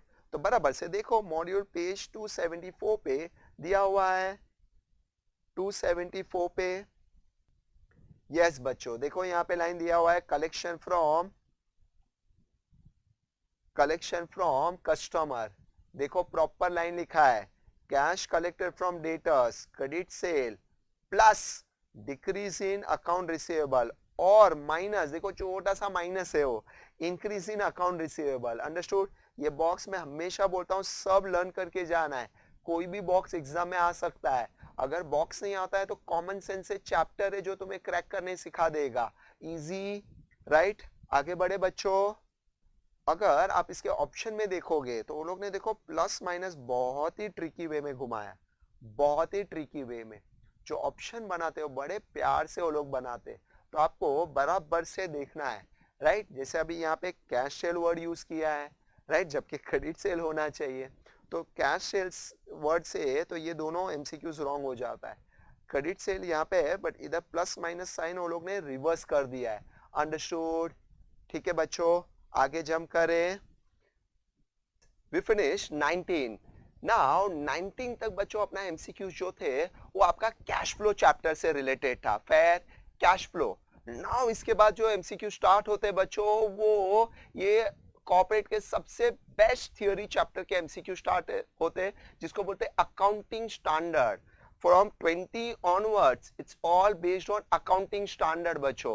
तो भी स्टार्ट करें हम लोग, नेक्स्ट स्टेप पे जंप करें। यहाँ से आपका स्लॉट पूरा एएस से रिलेटेड है, तो मैंने बताया था आपको सब स्लॉट वाइज चैप्टर वो लोग ने दिया होता है जो बेस्ट है हमारे लिए। तो we continue by 20। Corporate entity are required to follow accounting standard while preparing their financial statement as per dash of the Company Act 2013। आप ये सेक्शन देखोगे तो मॉड्यूल 305 पेज पे प्रॉपर आपको यही स्टेटमेंट मिलेगा। अंडरस्टूड? स्टार्ट करें बच्चों। तो हम लोग मॉड्यूल में पेज नंबर 304 पे ये लाइन देखेंगे। आपका यहाँ पे देखो प्रॉपर लाइन है 304 305 पे सेम लाइन है, चेक करो। Corporate entity are required to follow accounting standard while preparing their financial statement as per section 129। देखो मैंने हमेशा बोलता हूँ बच्चों, वो लोग सेक्शन पूछेंगे समटाइम आपको माइनस ईयर्स पूछते हैं, आपको माइनस डेज पूछते हैं, तो ये बहुत बेस्ट एमसीक्यूज है। अंडरस्टूड? अगर आपने मॉड्यूल पढ़ा है तो आप अपना बेस्ट दे दोगे एग्जाम में, से यस? ठीक है, आगे बढ़े। We discuss ahead. ये सब थियोरी एमसीक्यूज है, hard core theory I can say. Understood? As per AS2, right, as per AS2। Bye the वे आपको पता होना चाहिए AS2 किसके लिए था? Inventory stock should be valued eight. तो ये तो बाय डिफॉल्ट है, आपको आंसर देखने की जरूरत नहीं है। कॉस्ट और net realisable value whichever is the less, छोटा, सबसे छोटा price we have to write. Cost और नेट रियलाइजेबल वैल्यू का इनडायरेक्टली मतलब होता है जो आज का मार्केट वैल्यू है जिसमें आप सोल्ड आउट कर सकते हो, व्हिचएवर इज द लेस लिखना है। फाइन। अगर ये आप देखोगे तो मॉड्यूल में 306 पे आपको ये लाइन मिलेगी, राइट बच्चों? आपके मॉड्यूल में हो सकता है आगे पीछे पेज हो, जरा ध्यान देना। देखो यहाँ पे प्रॉपर लाइन है, inventory should be valued at lower cost and net realisable value. इसका मतलब whichever is the less dimension, right, lower of cost और net realisable value. Easy? Understood? ये तो अगर आपने मॉड्यूल में नहीं पढ़ा है तो भी नॉलेज वाइज पता होना चाहिए। Fair? Now which of the following, next one, which of the following is the level 1 enterprises? Level 1 proper best one. तो उसके लिए ऑल कमर्शियल इंडस्ट्री और business reporting entity having borrowed, right, 10 crore at any time during the immediate period and turnover means sales 50 crore during the year। Understood? Less than, higher than, वो ध्यान देखना क्योंकि वो लोग कभी कभी ये साइन में चेंज कर देते बच्चों। ये साइन में देखो अभी यहाँ पे तो नहीं किया है, थैंक यू उनको बोलना, राइट? तो आगे बढ़े, देखिए ये पेज नंबर एमसीक्यूज में अपना मॉड्यूल में पेज नंबर 304 पे। तो वी हैव टू चेक बच्चों 304 पे आप देखोगे तो आपका देखो level 1, level 2 and level 3 proper तीनों लेवल दिया है। Sometime they ask level 1 MCQs, sometime they ask level 1, 2, sometime they ask level 3। कुछ भी वो लोग पूछते हैं तो आपका देखो यहाँ पे all accounting standard applicable level 1, तो देखो प्रॉपर ये लाइन पूरा वो लोग ने वहां पे प्रिंट किया हुआ है ऑप्शन में, प्रॉपर आपको 10 crore and 50 crore turnover proper वहां पे लिखा है, अंडरस्टूड। कभी हो सकता है वो लोग ये लाइन दे दे, कभी हो सकता है वो लोग ये लाइन दे दे, ऐसे कुछ भी प्लस माइनस वो लोग कर सकते हैं, अंडरस्टूड। बट ये देखो आप प्रॉपर मॉड्यूल में जो वर्ड है वही वर्ड ऑप्शन में दिया हुआ है, थोड़ा ट्रिकी करके, लाइक कभी समटाइम ये वाला भी ऑप्शन देते हैं, क्योंकि मैंने स्टडी तो बच्चों हम लोग तो दोनों लेवल पढ़ेंगे, एग्जाम में आप बराबर क्लियर रहना कि कौन सा लेवल पूछा है, शॉर्ट, इजी, ठीक है। आगे बढ़े बच्चों, ठीक है। Next one 23 MCQs 23 component of financial statement as per IFRS। ये क्या होता है अपना IFRS बच्चों, ये मॉड्यूल में पेज नंबर 314 पे, राइट 314 पे फुल डिटेल गिवन है, हम लोग डिस्कस करते हैं मॉड्यूल में जाके, राइट। पहले अपना इंटरनेशनल फाइनेंसिंग रिपोर्टिंग स्टैंडर्ड, इसका फुल फॉर्म समझ में आया, international financial reporting standard IFRS accordingly and GAAP के अकॉर्डिंगली। यहाँ पे देखो डिफरेंस गिवन है, पेज नंबर 314 पे इसके डिफरेंस गिवन है। डिफरेंस में देखो फर्स्ट टाइम ऑप्शन से component of financial statement balance sheet wise given है, understood. And then income statement, cash flow statement, dividend wise दोनों में ऑप्शंस गिवन है। Now they mention comparison of balance sheet, profit and loss, cash flow statement, changes in equity and accounting policy and note to account। ये देखो ये proper word के साथ question में given है, मींस ऑप्शन में given है ये, अंडरस्टूड। तो अगर आपने ये थ्योरी अच्छे से लर्न किया है तो आप अपना एग्जाम में बेस्ट दे दोगे। शॉर्ट आगे बढ़ू बच्चों, आप देखोगे आंसर में ऑप्शन में देखो प्रॉपर दिया है, comparison of balance sheet, profit and loss, cash flow statement, statement of changes in equity and accounting policy and note to account, easy. Next jump करूं बच्चों, नेक्स्ट मैच द कॉलम। मैं exam में बोलता हूं इनका ये फेवरेट चीज है, ये फेवरेट चीज क्या होते हैं बच्चों, बहुत सारे स्टैंडर्ड्स है। अभी एक एक स्टैंडर्ड के अगर मुझे एक एक MCQs बनाना है तो बहुत MCQs अननेसेसरी बन जाएंगे। मुझे चेक करना है मेरा बच्चा स्मार्ट इनफ है कि नहीं, तो मैं क्या करता हूँ मैच द कॉलम में देता हूँ आपको ऑप्शन, मैच द कॉलम में कि आपको हर एक का स्टैंडर्ड भी पता है और वो किसके लिए एप्लीकेबल है वो भी पता है। तो फिर यहाँ पे आंसर में देखो डी ऑप्शन परफेक्ट है, जो सेकेंड है वो हमारा शेयर बेस्ड पेमेंट था, अंडरस्टूड। जो हमारा फोर्थ वो इंश्योरेंस कॉन्ट्रैक्ट है, जो हमारा थर्ड है वो तो थर्ड ही है, राइट, मिसी थर्ड ही है, ऑपरेटिंग सेगमेंट।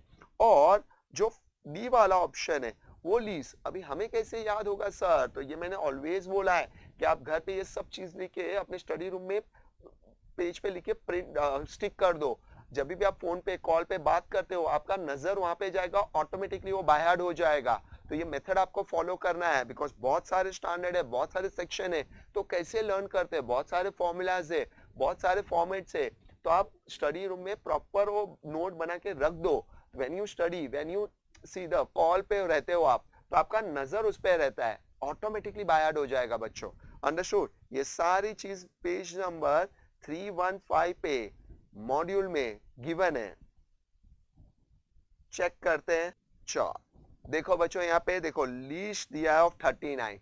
अभी उनके पास इतने ऑप्शन है एग्जाम में, इतने ऑप्शन है 39, तो लोग ABCD कोई भी चीज खेल सकते हो। मैंने यहाँ पे हाईलाइट करके रखा है आपको देखने के लिए, बट ऑलवेज आपको ऑल बाय हार्ट करना है, याद रखो। यहाँ तो मैंने जो इंपॉर्टेंट है हमारे जो पेपर में पूछा है उसे हाईलाइट किया है, share based payment, insurance contract, operating and 16 lease. अभी उनके पास देखो बहुत सारे ऑप्शन है, वो कोई भी आपको दे सकते हैं, फेयर, अंडरस्टूड।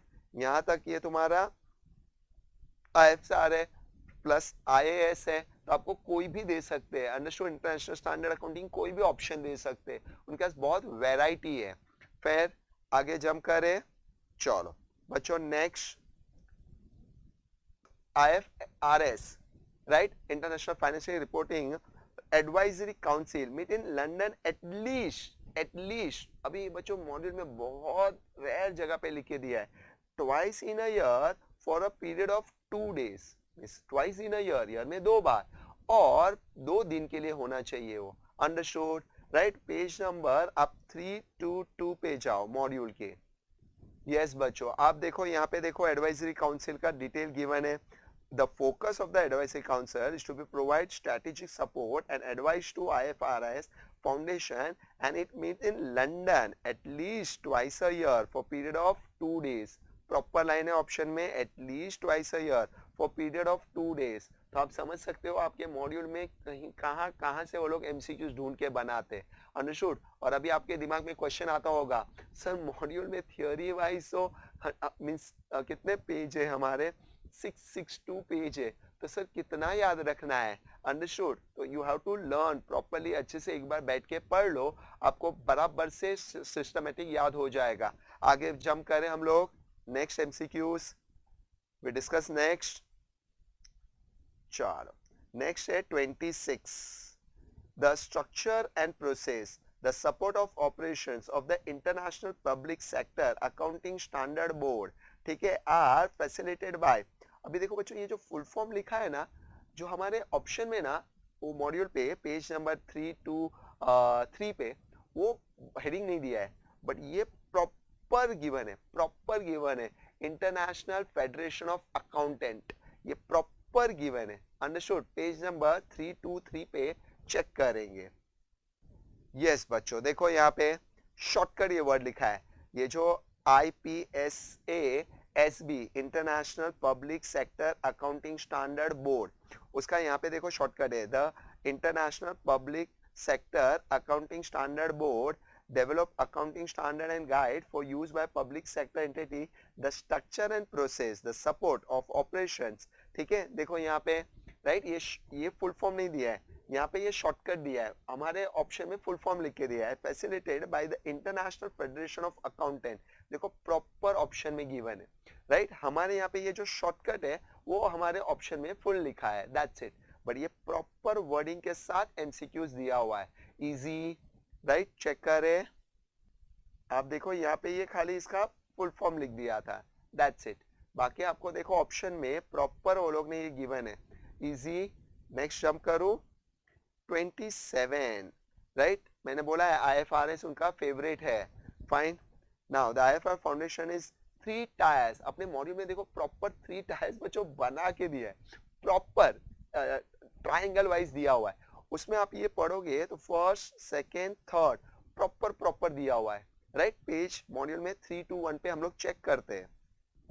सी बच्चों, मॉड्यूल में पेज नंबर 321 पे आप देखो फाउंडेशन 3 टायर्स, 3 लेवल बोलते हैं इसे.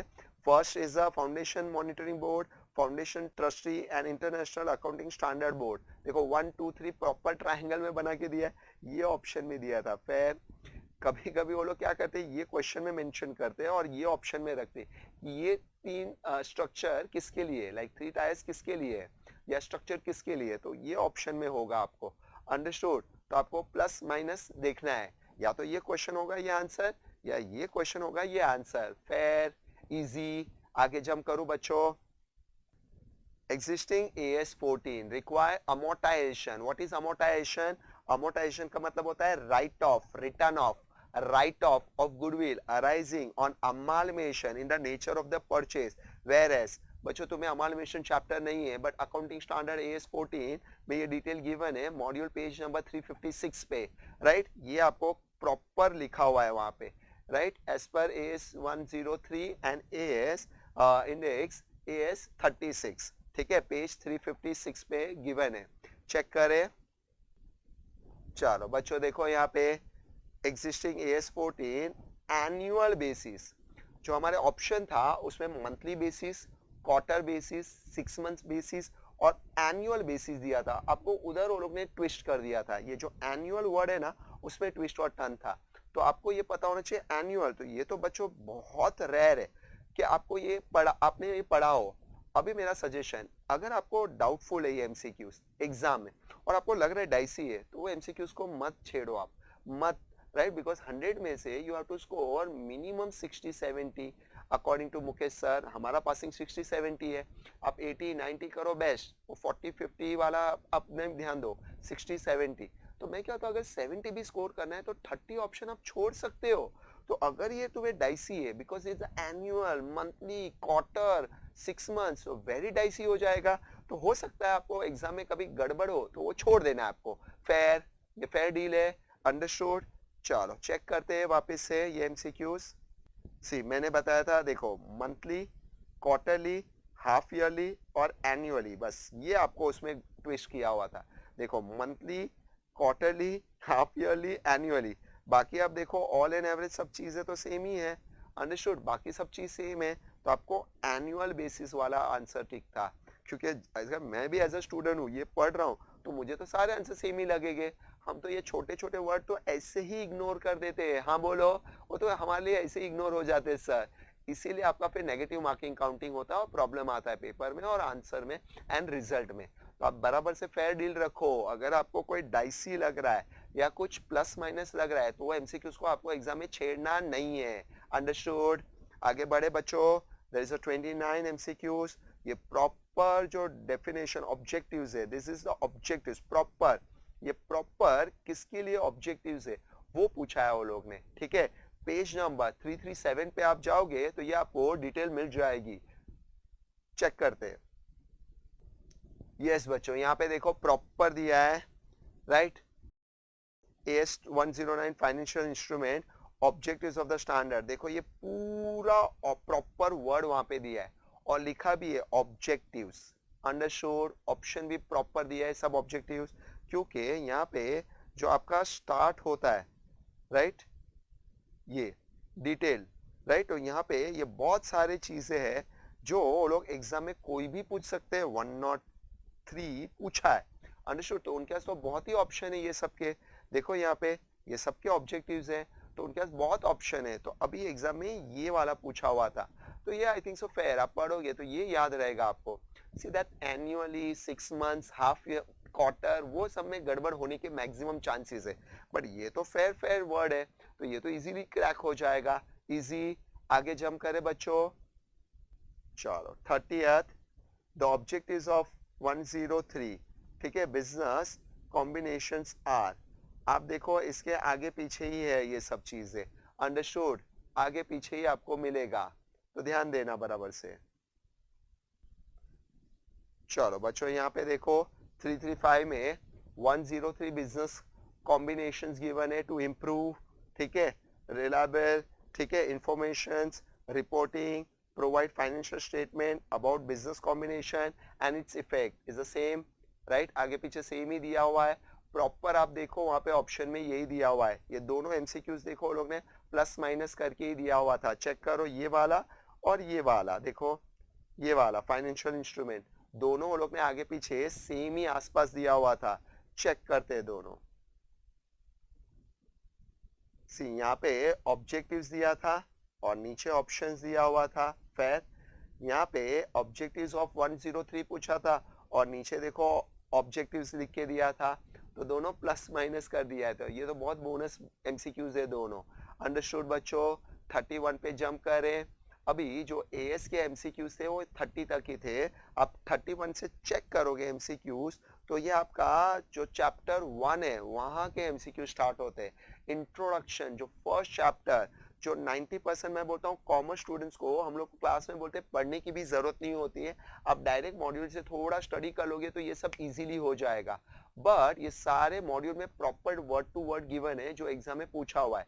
ये फर्स्ट चैप्टर से स्टार्ट होता है जो हमने 11th स्टैंडर्ड में सीखा था, types terminology, accounting terminology, and then अपना क्या होता था journal entry, accounting rule, debit what comes in, credit what goes out, ये सारे रूल के जो बेसिक कंसेप्ट था, journal entry, ledger, subsidiary books, right, trial balance, first chapter में आपका ट्राई बैलेंस तक सब डिटेल है। तो ये सब एमसीक्यूज फ्यू उनसे रिलेटेड दिया है तो हम लोग डिस्कस करते हैं, राइट। और बुक्स में दिया हुआ है 11th स्टैंडर्ड की बुक में भी आपको ये आंसर मिल जाएगा, फेयर। जैसे major forecasting, decision making, comparison and evaluations, control and government regulation and tax are functions of. अभी बच्चों अकाउंटिंग ही ये सब चीज का है, अकाउंटेंसी, अकाउंटिंग साइकिल अलग वर्ड है, फिर भी हम लोग मॉड्यूल में पेज नंबर 4 पे चेक करेंगे 42 4 पे चेक करो। यस बच्चों, यहाँ पे देखो पेज 4 पे फंक्शंस ऑफ अकाउंटेंसी, तो लोग ने ये सब देखो ऑप्शन दिया था, देखो अंडरस्टूड, ये सब ऑप्शन में दिया हुआ था because is a function of accountancy. तो बहुत अच्छे से ये सब फंक्शंस पता है और आप पढ़ोगे तो ये तो इजी ही है, ये तो 11 से पढ़ते आए हो। Understood, easy, fair. आगे बढ़ू, आप देखोगे बहुत सारे एमसीक्यूज फर्स्ट चैप्टर के बहुत ही इजी और सिंपल दिया है। अगेन ये सब क्यों देते हैं? हमें पास करने के लिए। इंस्टीट्यूट थोड़ा भी हमें हेल्प करती है कि बच्चों तुम पास हो जाओ, एटलीस्ट 50-60 स्कोर कर दो, नॉट 80 अप, 50-60 इजीली कर लो। फेयर। अब इसके बाद भी अगर हम लोग क्लियर नहीं करते तो हमारा पढ़ने में या अपना स्टडी पैटर्न डिफरेंट अलग है, तो आपको सब बराबर से देखना है। नेक्स्ट पे जंप करें बच्चों, 32 capital reserve, right, capital reserve undistributed profit are example of. What is undistributed profit? जो प्रॉफिट से आप डिविडेंड दे सकते हो, डिस्ट्रीब्यूट कर सकते हो, तो नॉर्मल अपना रिजर्व, पीएनएल, रिजर्व्स, कैपिटल, ये सब हमारे इंटरनल लाइबिलिटीज है, इंटरनल है, हमारा खुद का क्रिएट किया हुआ रिजर्व है। कैपिटल ऑल्सो अपना खुद का है। एक्सटर्नल क्या होता है? आउटसाइडर, जो आप बोरो करते हो वो आउटसाइडर्स है, वो एक्सटर्नल लाइबिलिटी है। What is internal? जो हमने क्रिएट किया है, right. Capital, reserve, undistributed profit are example of internal. ये सब तो ऑप्शन ही नहीं है, आप इंटरनल और एक्सटर्नल में कंफ्यूज हो सकते हो। अगर आपने ये ओरली हो जाता है बट फिर भी आप मॉड्यूल में चेक करोगे तो पेज नंबर 7 पे आपको ये सब डिटेल लिख के दिया है, ठीक है। चेक करें बच्चों। यस बच्चों, देखो यहाँ पे internal liabilities, this are proprietor equity, all amount which are interacted to proprietor like capital, reserve और अनडिस्ट्रीब्यूटेड प्रॉफिट। देखो वर्ड के साथ दिया है बच्चों, like capital, reserve and undistributed profit. Common sense से भी क्रैक हो जाता है बट यहाँ पे लिख के भी दिया हुआ है। फेयर। आगे जंप करूं बच्चों, नेक्स्ट एमसीक्यूज पे जंप करें। चलो, बुक कीपिंग का, book keeping is activity concern with recording classified the financial data related to business operation in order of occurrence. तो मॉड्यूल पे 4 पे ये प्रॉपर बुक कीपिंग का डेफिनेशन आगे लिखा हुआ है, line book keeping is, right. तो हम लोग चेक करेंगे बच्चों ये। यस बच्चों, देखो यहाँ पे प्रॉपर लिखा है, book keeping is an activity concern with record and classified financial data, ठीक है, related to business operation in order of occurrence. तो आप देखो जहाँ पे उसका डेफिनेशन है उधर ही लिख के दिया है प्रॉपर, प्यार से, एकदम अच्छे से, वही प्रॉपर लाइन है। आपके ऑप्शन में ये मिसिंग था, तो book keeping is answer, easy.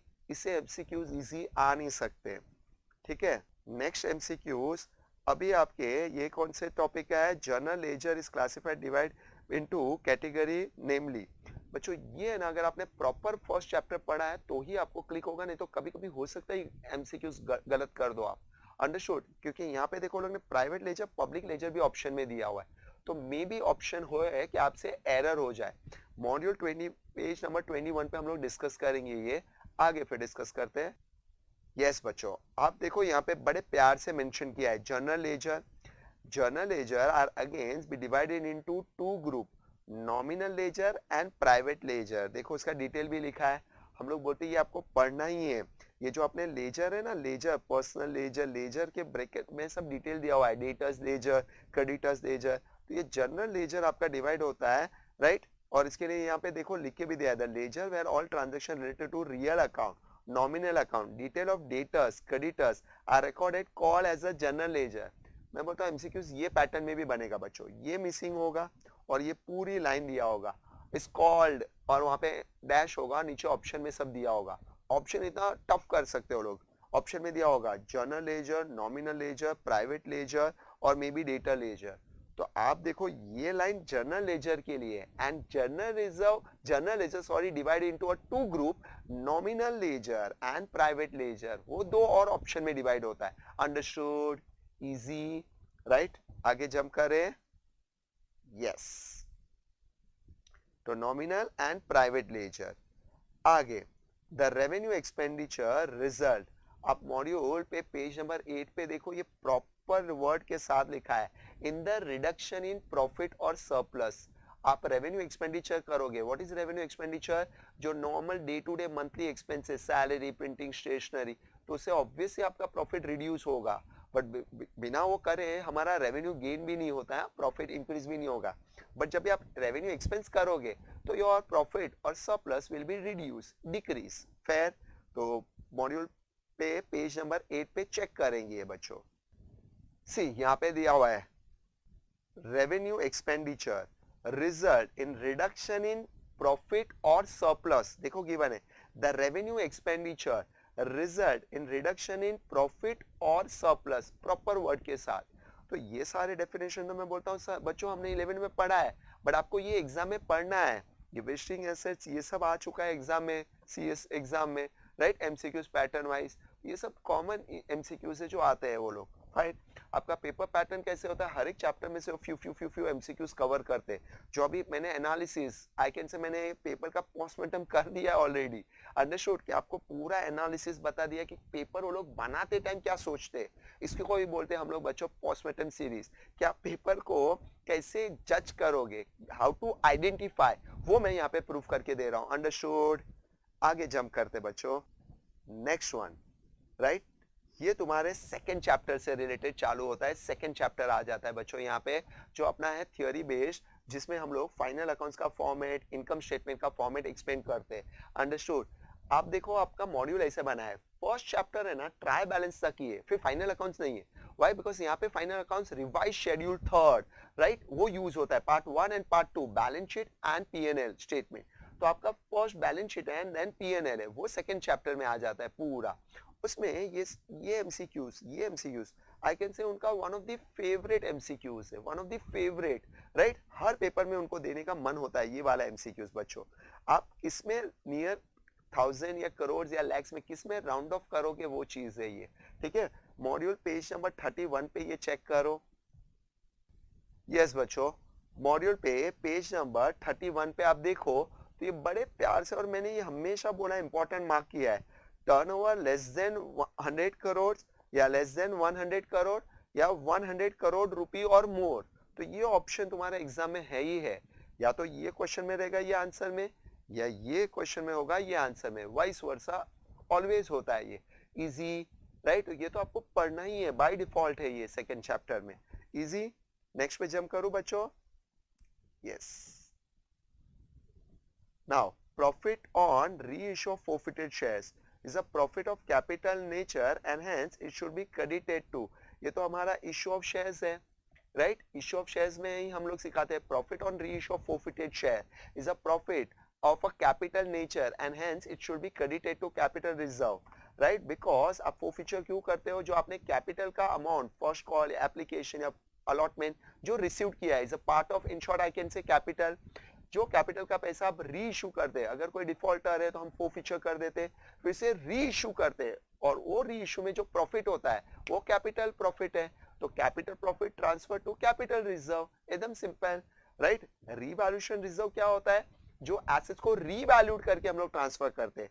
CRR तुम्हारा फेवरेट, कैपिटल रिडम्पशन रिजर्व, जो रिडम्पशन के टाइम पे हम लोग डीपी यूज करते हैं, रिडम्पशन ऑफ प्रेफरेंस के टाइम पे डीपी यूज करते हैं, उसे एक स्पेशल अकाउंट में ट्रांसफर करते हैं, उसका नाम है सीआरआर। तो वो लाइन तो ये रिप्रेजेंट ही नहीं करती है। जर्नल रिजर्व, ये तो अपने रेगुलर बिजनेस से जो कमाते हैं और ट्रांसफर क्रिएट करते हैं वो है रिजर्व, अंडरस्टूड? तो ये तुम्हारा बच्चों पार्ट ऑफ कैपिटल प्रॉफिट नहीं है। तो ऑप्शन में देखो ए इज अ प्रॉपर आंसर, ठीक है? मॉड्यूल पे पेज नंबर 36 पे एक बार चेक करेंगे बच्चों। सी बच्चों, यहाँ पे सेकंड चैप्टर में कैपिटल रिजर्व के डिटेल में प्रॉपर लाइन लिखा है, ये इश्यू ऑफ शेयर्स में भी है बच्चों, बट यहाँ पे लिखा है profit on reissue of forfeited share is basically profit on a capital nature and hence it should be credited to capital reserve. Easy, fair, proper लिखा हुआ है। आगे बढ़े बच्चों, नेक्स्ट वन, ये भी बहुत अच्छे से लाइन लिखा हुआ है, subscribe share capital, that portion of issue share capital which has actually subscribed by public and subsequently allotted to the shareholder by entity is also included any dash issue to the shareholder। बच्चों इसमें हो सकता है आपसे कभी गलती हो जाए, राइट? अगर आप देखोगे तो bonus is a abnormal option, but अगर आपने रीड किया है तो बेस्ट होगा, नहीं तो हो सकता है इसमें आप एरर कर दो, हो सकता है ऐसा कोई डाइसी है, तो आपको मैंने बोला स्किप कर सकते हो एक आध एमसीक्यूज, राइट? तो मॉड्यूल पे पेज नंबर 34 पे हम लोग जाके चेक करेंगे बच्चों। यहाँ पे देखो, चेक करो, यहाँ पे देखो ये लाइन में प्रॉपर दिया है और बोनस शेयर तुम्हारा एम्प्टी था, प्रॉपर लाइन दिया है। देखो बच्चों, subscribe share capital is that portion of the issue share capital which has actually subscribed by the public and subsequently allocated to the shareholder by the entity. This also include bonus share issued to the shareholders. कैसे लिखा हुआ है, और ये हमारा common है, हम लोग जब भी शेयर सब्सक्राइब करते हैं तो जो बोनस शेयर इशू करते हैं शेयर होल्डर्स को, उसके अंदर इंक्लूड होता है फेयर, ठीक है। फिर हम लोग लिखते हैं बिकॉज ये अदर देन कैश होता है, तो of the above whatever XYZ shares are issued consider other than cash issue as a bonus we have to write, ठीक है। चलो आगे बढ़े बच्चों, नेक्स्ट एमसीक्यूज। चलो नेक्स्ट एमसीक्यूज वेट कर रहे हैं फास्ट। होप सो आप एंजॉय कर रहे हो सीरीज को। नाउ यहाँ से राइट, यहाँ से आपका चैप्टर ट्विस्ट होता है, राइट, यहाँ से I think so chapter change होता है। मैं पढ़ता हूँ, इफ एक्सपेंस और income that do not arise ordinary course and material they should be stated separately of profit and loss under the heading of, ठीक है। मॉड्यूल पे page number 55, yes, extraordinary item same chapter में है। If expense और income that do not arise ordinary cost and are material they should be stated separately in profit and loss account. क्या था option में? Extraordinary item. क्या था? Extraordinary item. तो आपके ऑप्शन में देखो, वहां पे extraordinary item is the answer. Same chapter continue हो रहा है, आई थिंक सो 40 से 41 से चेंज होता है issue of shares, right. Again ये भी सेम फाइनल सेकेंड चैप्टर में है, right. Section 53 subsection 3, the amount equal to amount raise through the issue of share at a discounted 5 lakhs whichever is the less, penalty है बच्चों, ये penalty है। तो check करेंगे मॉड्यूल पेज नंबर 67 पे। Yes बच्चों, यहाँ से अपना चैप्टर चेंज होता है। शेयर इशू आप डिस्काउंट पे नहीं कर सकते हो, फेयर, ये तो पता है आपको, as per section 53 subsection 3, right. आपको अलाउड नहीं है डिस्काउंट पे इशू करना। अगर आप इशू कर लेते हो तो amount raise through the issue of share at a discount और 5 lakh whichever is the less, आपको पेनल्टी लगेगा। तो देखो अच्छे से पेनल्टी क्लॉज लिख के दिया है मॉड्यूल में, अच्छे से जो लर्न करना है। और इजी, कभी कभी आपको ये ऑप्शन दिया होगा क्वेश्चन में और ऑप्शन में ये दिया होगा कि किसके लिए एप्लीकेबल है, अंडरस्टूड। तो वाइस वर्सा होता है, आपको ये क्लियर रखना है, अंडरस्टूड। तो इशू ऑफ शेयर्स में पेनल्टी था कि आप शेयर इशू डिस्काउंट पे नहीं कर सकते हो, अगर किया है आपने तो आपको क्या पेनल्टी होगा वो ऑप्शन दिया है, फेयर। आगे जंप करूं बच्चों, यहाँ से हमारा इशू ऑफ शेयर स्टार्ट हो जाता है। इसके लिए तो 41 के लिए तो बच्चों मुझे बताने की भी जरूरत नहीं है। हाँ, बाय द वे यहाँ पे आपको देखो वो लोग ने बहुत नियर डियर दिया हुआ था, नियर डियर, राइट। ये सब वर्ड जो था बहुत नियर डियर था। Issue shares at a discount और 5 लाख विच इज लेस, तो हायर, आपको दिखाई दे रहा है, राइट। ये बहुत अमाउंट आगे पीछे, इधर 50 lakhs जबकि 5 lakhs है, 50 lakhs गिवन था, यहाँ पे भी 50 lakhs और लेस और हायर। तो 550 में कभी हो सकता है हमें कंफ्यूजन हो जाए, अंडरस्टूड। बट 41 के लिए आपको मॉड्यूल खोलने की भी जरूरत नहीं है। टॉपिक इंट्रोडक्शन में हम लोग बताते हैं as per table F, calls in advance कितना परसेंट होता है 12, और कॉल्सिन अरियर्स कितना परसेंट होता है 10। तो क्वेश्चन में ही हम लोग फॉर्मेट में ही बताते हैं आपको बच्चों। तो calls in advance is a 12%, easy. Module पे पेज नंबर 69 पे गिवन है, एक बार चेक करेंगे। यस बच्चों, देखो यहाँ पे लिखा हुआ है calls in advance, interest 12%, maximum interest rate will be 12% per annum, easy as per table F. आगे जंप करें, ठीक है, ये तो इजी था बच्चों। नाउ नेक्स्ट एक प्रैक्टिकल एमसीक्यूज है, राइट, उसे क्रैक कर लेते हैं, वो तो यही हो जाएगा आपका। बराबर से पढ़ना समझना, इससे इजी एमसीक्यूज प्रैक्टिकल वाइज आ नहीं सकता है। ABC Limited issued at a par 2 lakh equity shares of rupees 10 each, 3 rupees payable on application, 2.5 on allotment, 3 on first call। तो आपको आइडेंटिफाई करना है फाइनल कॉल कितना है। Now, and remaining on final call, all the shares were fully subscribed. One of the shareholder who held 10,000 shares, ये number of shares है, paid the full amount along with first call। तो देखो मेरा एक line होता था, at a time of first call he paid entire money in advance. तो उसका मतलब वो एडवांस क्या पे कर रहा है? Final call. वो एडवांस क्या पे कर रहा है? Final call. At a time of first call he paid entire money, तो उसका मतलब फाइनल कॉल एडवांस दे रहा है। तो they mention full amount along with first call. तो first call is not your advance money, final call is your advance money, ठीक है, itself. And the final call was made after 4 months from the date of first call. The amount of interest on call in advance is, अभी ऊपर देखो call in advance का interest वो लोग नहीं दिया था 12% पर एनम है, हमने एडवांस 4 मंथ के लिए पे किया है, तो ऑब्वियसली इंटरेस्ट भी हमें 4 मंथ का मिलेगा. 10,000 शेयर होल्डर ने फाइनल कॉल, तो मैंने बोला था आपको पहले फाइनल कॉल आइडेंटिफाई करना है कितना रुपीस का होगा. आउट ऑफ 10 3 2.5 एंड 2 माइनस कर दो. 10 माइनस 3 माइनस 2.5 माइनस 2, राइट, ये सब माइनस कर दो. 10 में से 3 निकाल दिया, 2.5 निकाल दिया, 2 निकाल दिया, तो इन शॉर्ट 2.5. अभी आंसर 10,000, ये तो यही हो जाएगा बच्चों. 10,000 इंटू 2.5, उसका मतलब ऑल एन एवरेज 25,000 रुपीस पे इंटरेस्ट कैसे निकलेगा. 25,000 पे इंटू 12% फॉर 4 मंथ्स. अब देखो वर्किंग कैलसी में करो, इंटू 12% इंटू 4 डिवाइडेड बाई 12,000. इससे सिंपलेस्ट एमसीक्यूज नहीं बन सकता है बच्चों. फेयर, ठीक है, चलो ये इजी हुआ. आगे जंप करूं. Next, in case of shares the rate of underwriting commission paid to the share not be exceed. तो बच्चों रेट ऑफ शेयर्स का पूछा है. एक होता है शेयर्स, एक होता है डिबेंचर. शेयर्स में 5% था एंड डिबेंचर्स पे कितना है 2.5%, याद है. तो बस वही ऑप्शन में दिया है शेयर्स का एंड डिबेंचर्स का, but word again whichever is the less whichever is the higher. तो मैक्सिमम शेयर्स में 5% है on issue price and authorised by article whichever is the less rate of article. अगर inform किया है तो whichever is the less तुम्हें छोटा amount मिलेगा. ये तो फेयर है, राइट. तो ये पेज मॉड्यूल पे पेज नंबर 106 पे है, एक बार वहां पे भी चेक कर लेते हैं. यस बच्चों, यहाँ पे देखो एज पर सेक्शन 40 सबसेक्शन 6 यहाँ पे डिटेल गिवन है. 5% ऑफ द प्राइस और at which the shares are issued और rate authorised by article whichever is the less. वहां पे लेस में कंफ्यूज किया था. और दूसरा ये तो डिबेंचर्स के लिए 2.5. अगर आपने अच्छे से, आपको थियोरी भी पता है या हमारा लेक्चर भी आप बैठे हो, तो 2.5 आपको पता ही था कि वो तो डिबेंचर्स में है, तो ऑप्शन वो कैंसिल हो जाते हैं. आपका 5 वाले ऑप्शन में लेस और हाई में गड़बड़ होने के चांसेस है, तो always whichever is the less मिलेगा आपको. फेयर. आगे जंप करूं बच्चों, ठीक है. Next 44, in case of the shares are bought back at a discount, the amount discount on buyback will be credited to. अभी बच्चों ये जो सब एमसीक्यूज है, बहुत सारे एमसीक्यूज होते हैं कि हमारे मॉड्यूल में भी नहीं होते, वो लोग अपने ओन से डालते हैं. अंडरस्टूड. तो ये जो तुम्हारा आंसर है उसका आंसर है कैपिटल रिजर्व. किसमें ट्रांसफर होगा? कैपिटल, क्योंकि आप डिस्काउंट पे बाय बैक कर रहे हो, इससे आपको कैपिटल रिजर्व यूज होगा. फेयर. नेक्स्ट पे जंप करो बच्चों. 45, ठीक है.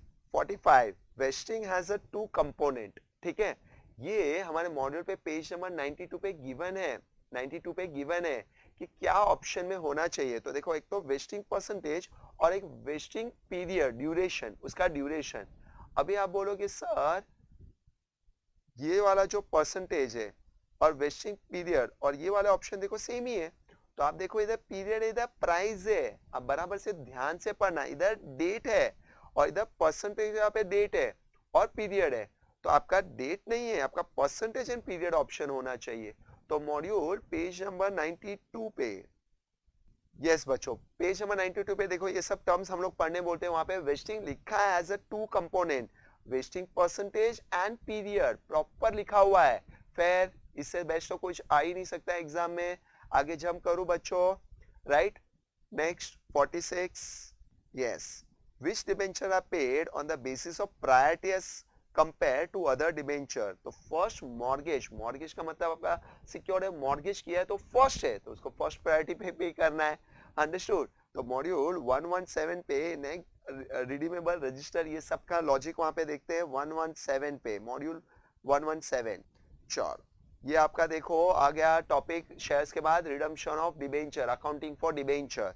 अकाउंटिंग फॉर डिबेंचर में देखो बहुत सारे टाइप के डिबेंचर है, सिक्योर, अनसिक्योर, बेरर. तो आपको पता है ना, unsecure debentures, when debenture issued without any security, called naked debentures, means उसमें सिक्योरिटी नहीं है, तो it's not a secured, unsecured, तो वर्ड दिया हुआ है, तो ये ऑप्शन में दिया हुआ है bearer, register, convertible, non convertible, redeemable, right, irredeemable. First mortgage debenture. Such debenture are paid on the basis of priority as compared to other debenture. Option में दिया हुआ है fair, right? First mortgage debenture is the correct answer. चलो ये easy. Next वाला practical MCQs है और हम लोग जर्नल एंट्रीज की लिखाते. बच्चों मैं तो जब भी सम कराता हूँ ये एंट्री लिखाता हूँ, आपको अगर पता होगा तो. अगर मुख्य स्टूडेंट हो गए तो ये एमसीक्यूज आप ऐसे ही क्रैक कर लोगे. ध्यान दो. PQR Limited had issued 1 lakh rupees 1 lakh 8% debenture on which interest was payable half yearly 30th September and 31st March. तो आप सितंबर एंड मार्च में इंटरेस्ट पे कर रहे हो. Tax deducted at source. एक होता है आप डिबेंचर इंटरेस्ट पे करते हो विद टीडीएस, एक होता है विदाउट टीडीएस. मेरी एंट्री याद है, एक होता है विद टीडीएस, एक होता है without TDS. Without TDS entry will be debenture interest to bank. एकदम simple. With TDS, debenture interest to holder या to bank या to debenture holder, to TDS payable. तुम्हें TDS भरना है वो अलग से लिखते हैं because वो 10% हमें गवर्नमेंट को पे करना है. तो या तो आप कंबाइन एंट्री ऐसे मैंने सिखाया होगा debenture interest right to bank to TDS payable, या आप बैंक के जहाँ पे ये वर्ड यूज कर सकते हो debenture interest account debit to debenture holders to TDS payable, कुछ भी चलेगा. तो यहाँ पे TDS 10% the necessary journal entry relating to debenture interest on 30th September assuming that all money was duly paid by the company. Fair.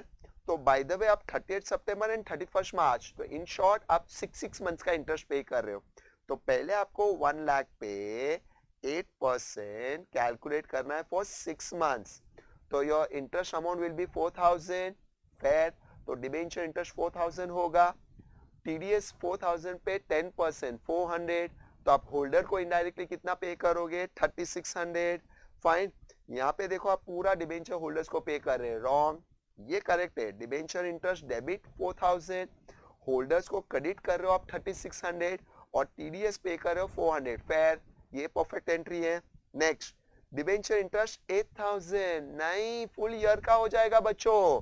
They mention 30th September. It's not full year. 6 महीने में आप पे कर रहे हो तो आपका error होगा, और ये भी एरर वाली एंट्री है राइट, बिकॉज ये फुल ईयर के ऊपर ऑप्शन किया हुआ है. अंडरस्टूड. तो B answer is the correct. Next पे जंप करूं. चलो. When debentures are issued at a discount and are redeemable at a premium, which of the following account is debited at a time of issue? बच्चों मैं बोलता हूँ इसके module की भी जरूरत नहीं है राइट. इसे मुकेश सर की लैंग्वेज में बोलते थे डबल लॉस. आपने लिया कम, इशू डिस्काउंट पे कर रहे हो और रिडीम कर रहे हो eight a premium. In short हमारे लिए डबल लॉस है.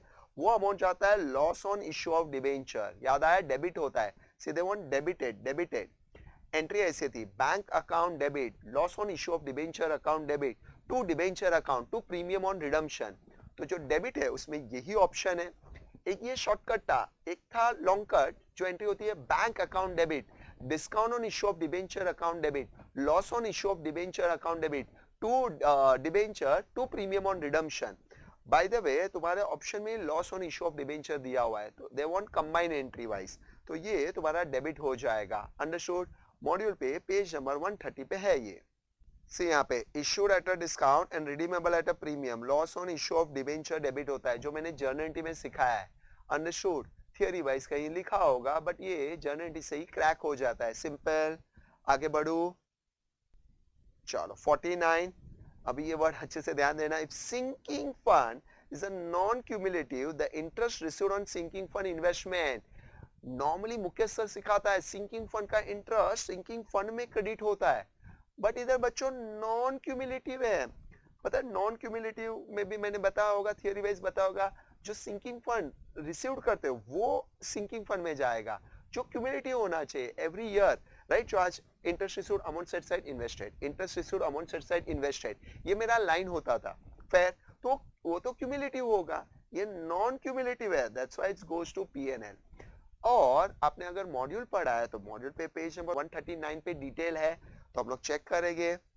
सी बच्चों यहाँ पे दिया है non cumulative sinking fund if the sinking fund non-cumulative, the interest received on sinking fund investment credited to P&L. But आप पूरा लाइन पढ़ोगे तो ऐसा है, is not invested and not credited to sinking fund, not credited to sinking fund. The amount interest is credited to P&L, not to sinking fund, credited to P&L. तो ये आपको ध्यान होना चाहिए. ये अपना क्यूमुलेटिव का लाइन था, फिर और नॉन क्यूमुलेटिव का लाइन था, और यहाँ पे क्यूमुलेटिव सिंकिंग फंड है जिसका हम लोग फॉर्मेट आपको लिखाते हैं. अंडरस्टूड. और मैं प्रैक्टिकल सम भी कराता हूँ एक दो. आगे बढ़े बच्चों. इजी. तो आपके ऑप्शन में देखो नॉन क्यूमुलेटिव लिखा हुआ था, तो आपको ध्यान देना है वो चीज को. ठीक है.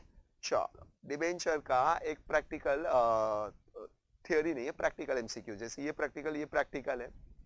ABC limited purchase a building for 25 lakhs, payable 20% in cash. तो बच्चों 25 lakhs में से माइनस 20% कर दो, 5 lakh minus 20 lakhs, and balance bye allotted 10% debenture of 100 each at a premium of 25%.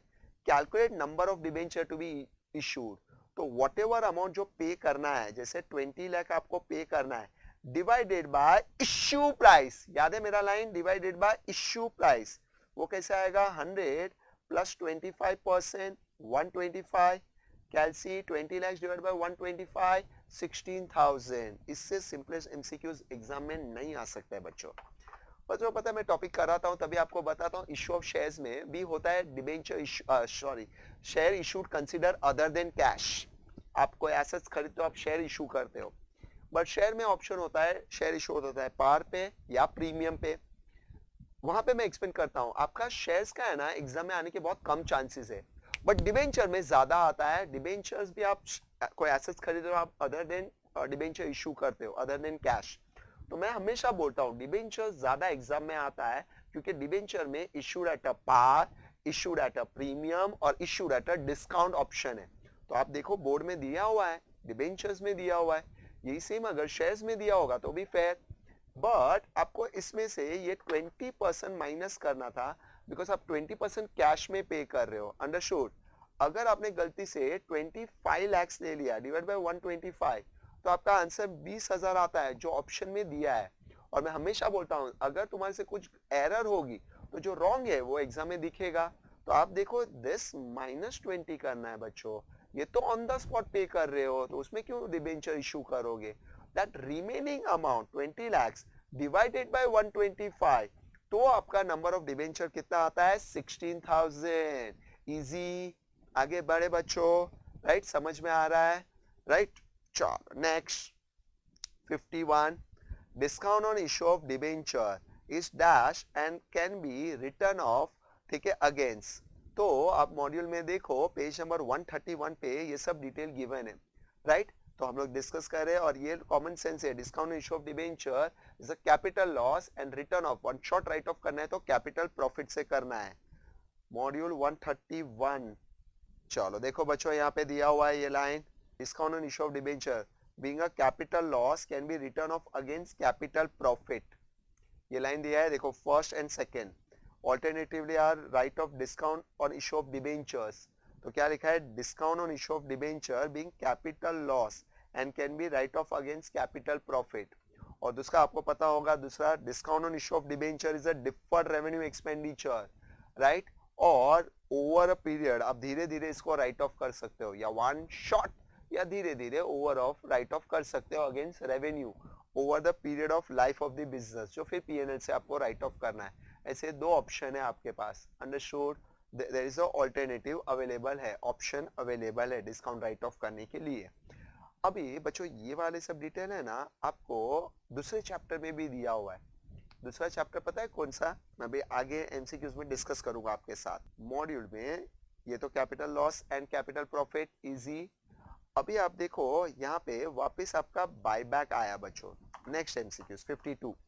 In case a special resolution is not required at a general meeting of the company to buy back the shares. आपका ये जो answer है ना वो module में दो जगह पे है. एक तो issue of shares, share capital जो अपना अकाउंटिंग फॉर शेयर कैपिटल है उसमें भी बायबैक है. वहां पे भी आप मॉड्यूल में पेज नंबर 80 पे देखोगे ना तो मिलेगा ये, और पेज नंबर 154 पे भी है. तो अभी आप देखो इश्यू ऑफ शेयर्स के तो एमसीक्यूज हो गए, तो ये अहेड एमसीक्यूज जा रहे हैं. तो ये जो है ना एक और एक चैप्टर है जिसमें मैंने बोला है अंडर राइटिंग, इसॉप, बायबैक, थोड़ा बहुत फाइनल अकाउंट्स अगेन रिपीट होता है। तो ये एमसीक्यूज वहां पे है, तो ये अभी पार्ट डिबेंचर के बाद चेंज होता है। 52 वाला एमसीक्यूज चेंज हो रहा है, मॉड्यूल में चेक करेंगे। हाँ, आपका देखो बायबैक वापस डिटेल आया बच्चों, लेसन 5 में ये दिया हुआ है। A special resolution के पास general meeting of the company authorized by buyback, the same is not required when the buyback is 10 or less of the total paid up capital and free reserve of the company. Such buyback has authorized by board by mean of resolution passed at its meeting. तो आप देखो ये option यहाँ पे भी है। अभी ये 5th चैप्टर कौन सा है? Related aspect of the company. मैंने आपको बोला है देखो यहाँ पे buyback, right, ESOP, under writing, देखो ये अगेन रिपीट किया है।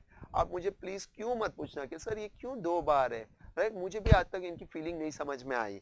तो buyback, collateral security, ESOP, ESOS, underwriting, under subscription, खाली एस्क्रो अकाउंट है ना वो यहाँ पे न्यू है, और वो मैं बोलता हूँ ऑलवेज इंपॉर्टेंट है। हमेशा मैं बच्चों को बोलता हूँ यहाँ से एस्क्रो आपको पढ़ के जाना है।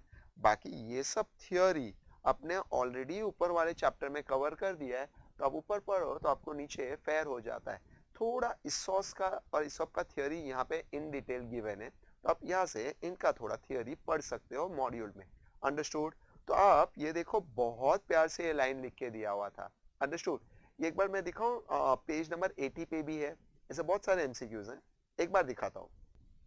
सी बच्चों, पेज नंबर 80 पे ये लाइन है, according to section ये वाला, special resolution is passed at a general meeting of the company authorized by buyback, but the same is not required when the buyback 10% or less the total paid up capital or free reserve of the company. Such buyback has authorized by board by mean of resolution passed at its general meeting. तो देखो ये सब detail given है, not required, ये है यहाँ पे भी और वहाँ पे भी। अभी अपने ऑप्शन में देखो पेपर में, in which case the special resolution is not required at the general meeting of the company to buy back the shares.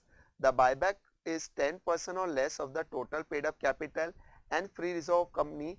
Such buyback has been authorized by board using the resolution passed in the meeting. तो आप देखो ऊपर वाले में और इसमें ये वाला लाइन कंटिन्यू किया है, आफ्टर फ्री रिजर्व। सी आफ्टर फ्री रिजर्व के बाद क्या डिटेल मेंशन किया है, तो 1 और 2 ऑप्शन थे, इसे मोस्ट अप्रोप्रिएट आंसर बी होगा। अंडरस्टूड? बच्चों मैं तुम्हारे साथ डिस्कस करता हूं, but final call suggested answer का है। इंस्टीट्यूट का जो सजेस्टेड आंसर होगा उनका फाइनल कॉल होता है। अंडरस्टूड? मेरा जो एनालिसिस है 99.99% राइट है, but 1% you never know, right, क्योंकि इंस्टीट्यूट का फीलिंग क्या है वो नहीं समझ में आता है कभी कभी।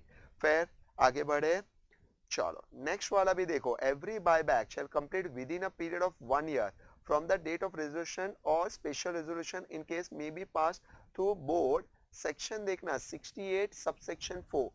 तो मॉड्यूल पे 155 पे ये अगेन बायबैक में और अगेन ये वाले चैप्टर में गिवन है, राइट। तो आप कहीं से भी पढ़ लो, आपका आंसर आना ही चाहिए। फिर मॉड्यूल में चेक करेंगे बच्चों ये आंसर।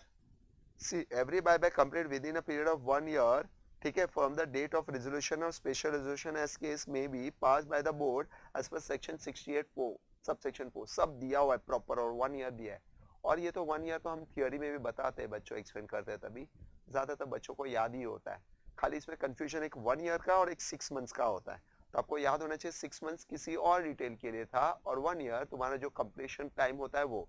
जैसे 6 मंथ्स आपकी डिटेल अलग होती है, पता है ना ये चीजें। जो 6 मंथ्स वाले एमसीक्यूज है अलग है, आप 6 मंथ्स के बाद जैसे इसॉप इशू कर सकते हो, वो सब के लिए होता है। अंडरस्टूड? ठीक है, आगे बढ़े बच्चों, डिस्कशन को आगे लेके चलते हैं।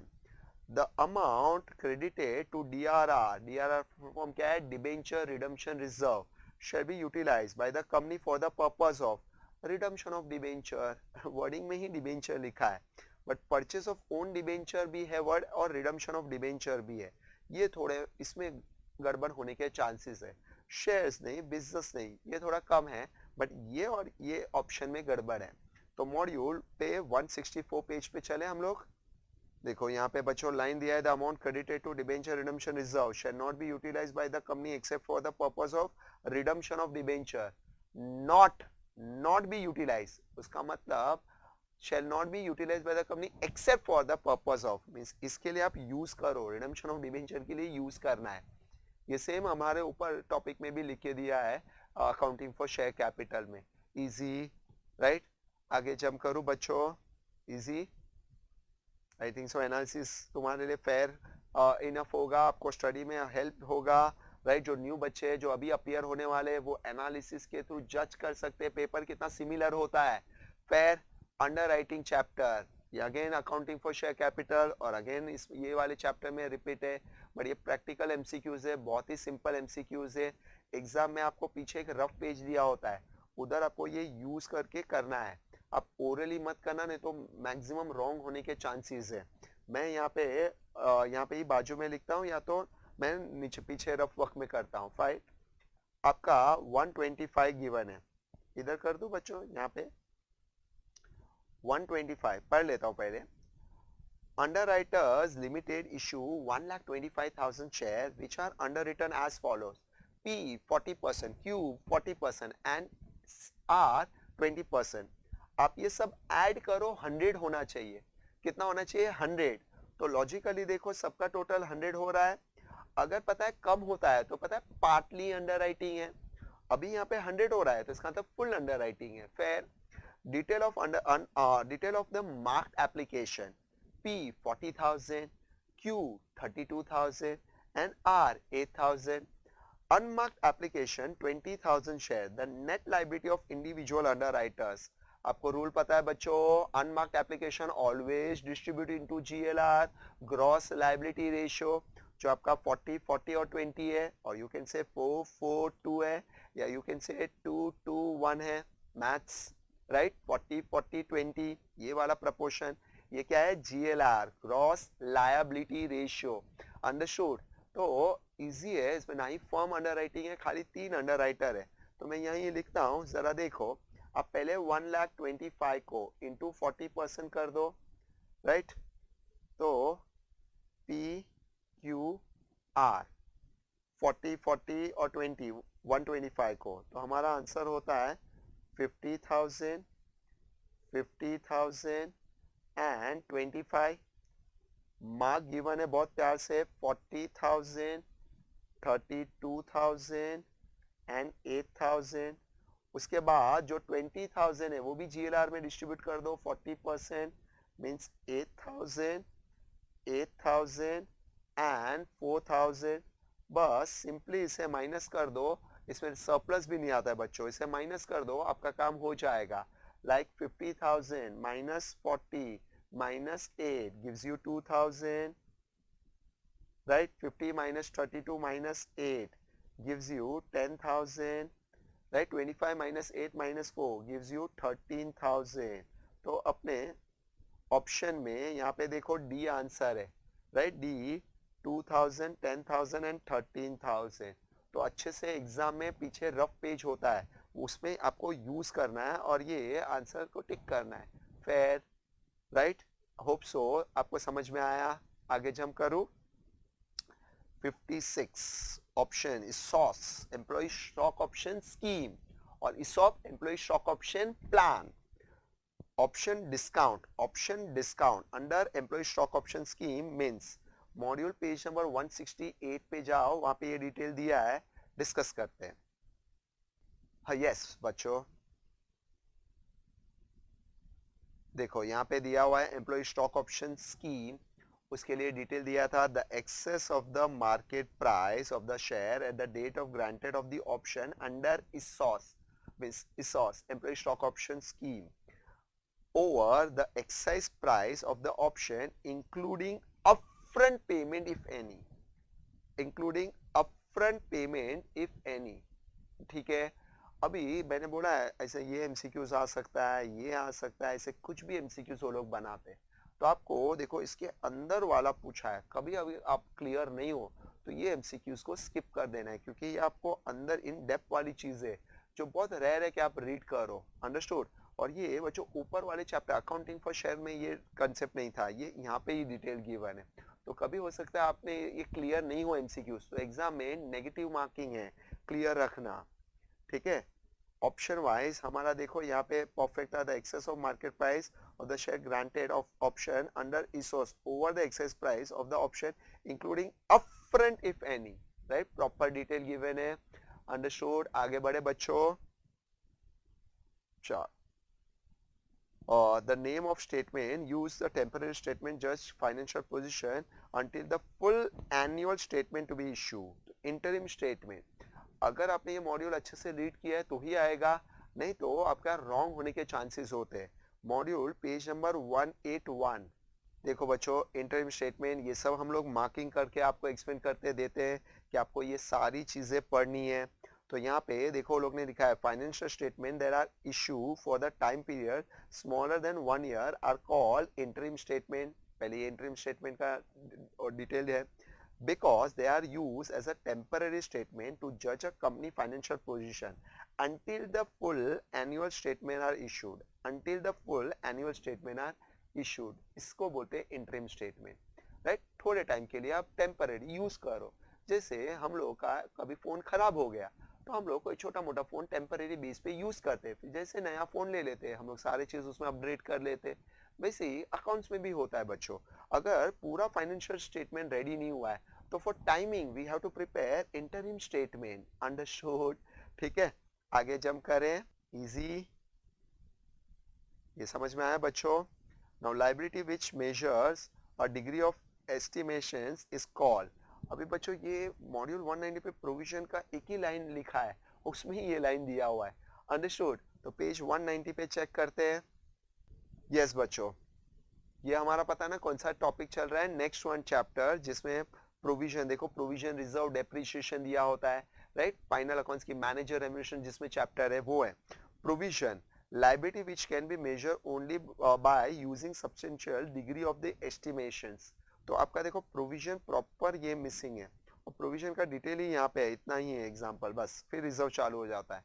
आपको पता है ना ये चैप्टर कौन सा है जिसमें आपका प्रोविजन, रिजर्व, डेप्रिसिएशन, अंडरस्टूड, फिर CSR, फिर आपका ये टॉपिक है मैनेजर रेम्युनरेशन, ये सब डिटेल ये चैप्टर में है, अंडरस्टूड। मैनेजर रेम्युनरेशन ये सब चैप्टर में डिटेल है, वो चैप्टर्स अभी वो लोग ने कवर किया है। नाउ लास्ट दो एमसीक्यूज मैनेजर रेम्युनरेशन के प्रैक्टिकल एमसीक्यूज दे दिए, और very simple MCQs, I can से तुम हमारे पास करने के लिए बने हुए एमसीक्यूज है। तो 59 पे 59 डिस्कस करते हैं। LMN limited has a manager director, managing director, MN limited has a managing director and one part time director. तो बच्चों MD जो होता है वो फुल टाइम होता है या पार्ट टाइम? तो अ मैनेजिंग डायरेक्टर उसका मतलब 1 है, तो इनको मैक्सिमम रेम्युनरेशन आप कितना पे करोगे? 5, एंड 1 PTD, तो इफ फुल टाइम है 5 तो पार्ट टाइम को कितना मिलेगा? 1, तो इनको 5 इनको 1 तो टोटल कितना हुआ? 6, understood. Net profit before provision for tax and manager remuneration is 2 crore 25 lakhs। The eligible amount of manager remuneration will be, इससे एमसीक्यूज वो लोग दे ही नहीं सकते बच्चों। 2 करोड़ 25 lakhs पे इनटू 6% कर दो आप, राइट। 225 lakhs पे इनटू 6%, आपका देखो 13,50,000 आएगा। अभी इसमें आप एरर कर सकते हो, मे बी आपको रेम्युनरेशन परसेंटेज नहीं पता है बराबर से, तो बट आई थिंक सो अगर आप प्रॉपर लेक्चर बैठे हो, पढ़ के गए हो, तो ये एरर होने के चांसेस ही नहीं है। तो आपका D is a correct answer. Last MCQs corporate का 60, again very simple, effective capital employed पूछा है वो लोग ने। इफेक्टिव कैपिटल एम्प्लॉयड सुना है ऐसा मेरा? इफेक्टिव कैपिटल एम्प्लॉयड वर्ड, ठीक है। डिस्कस करते, पढ़ते डिस्कस करते। Following are the data extracted from the financial statement of ABC Limited. Authorized capital, ये part of effective capital employed नहीं है। मुकेश सर की लैंग्वेज में authorized capital को क्या बोलते हैं? I stand for क्या होता है? Just information. Paid up share capital, ये part of authorized capital है, right? Sorry, paid up पे ये है। रिजर्व एंड सरप्लस, ये part of effective capital employed है।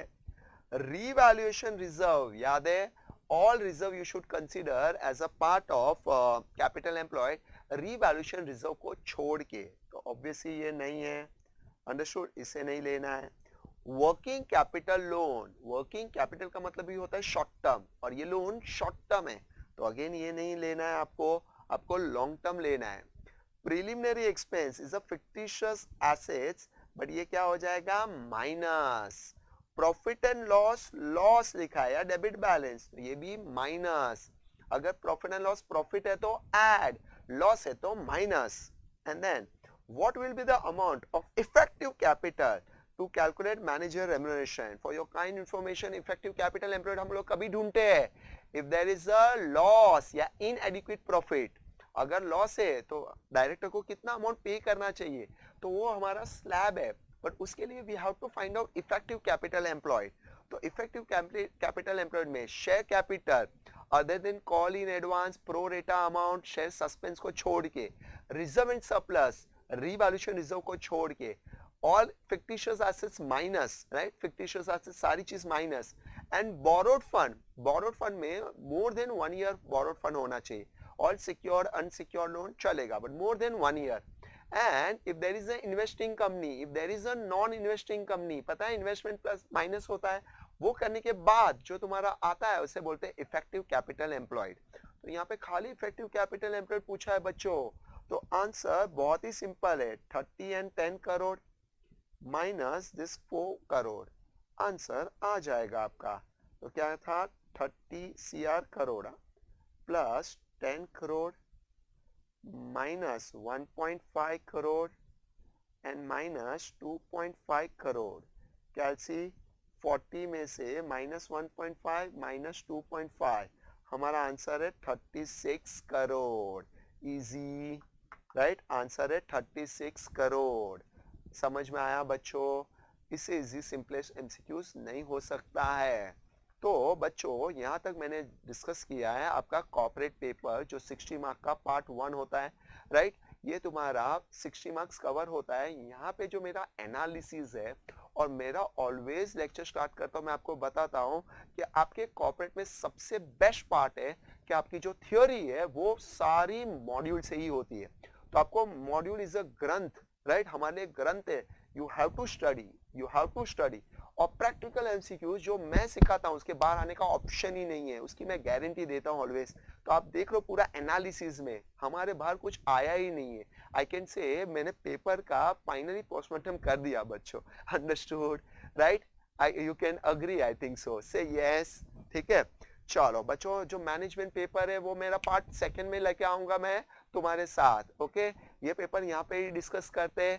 Thank you very much, God bless you, work hard, study hard, all the best बच्चों।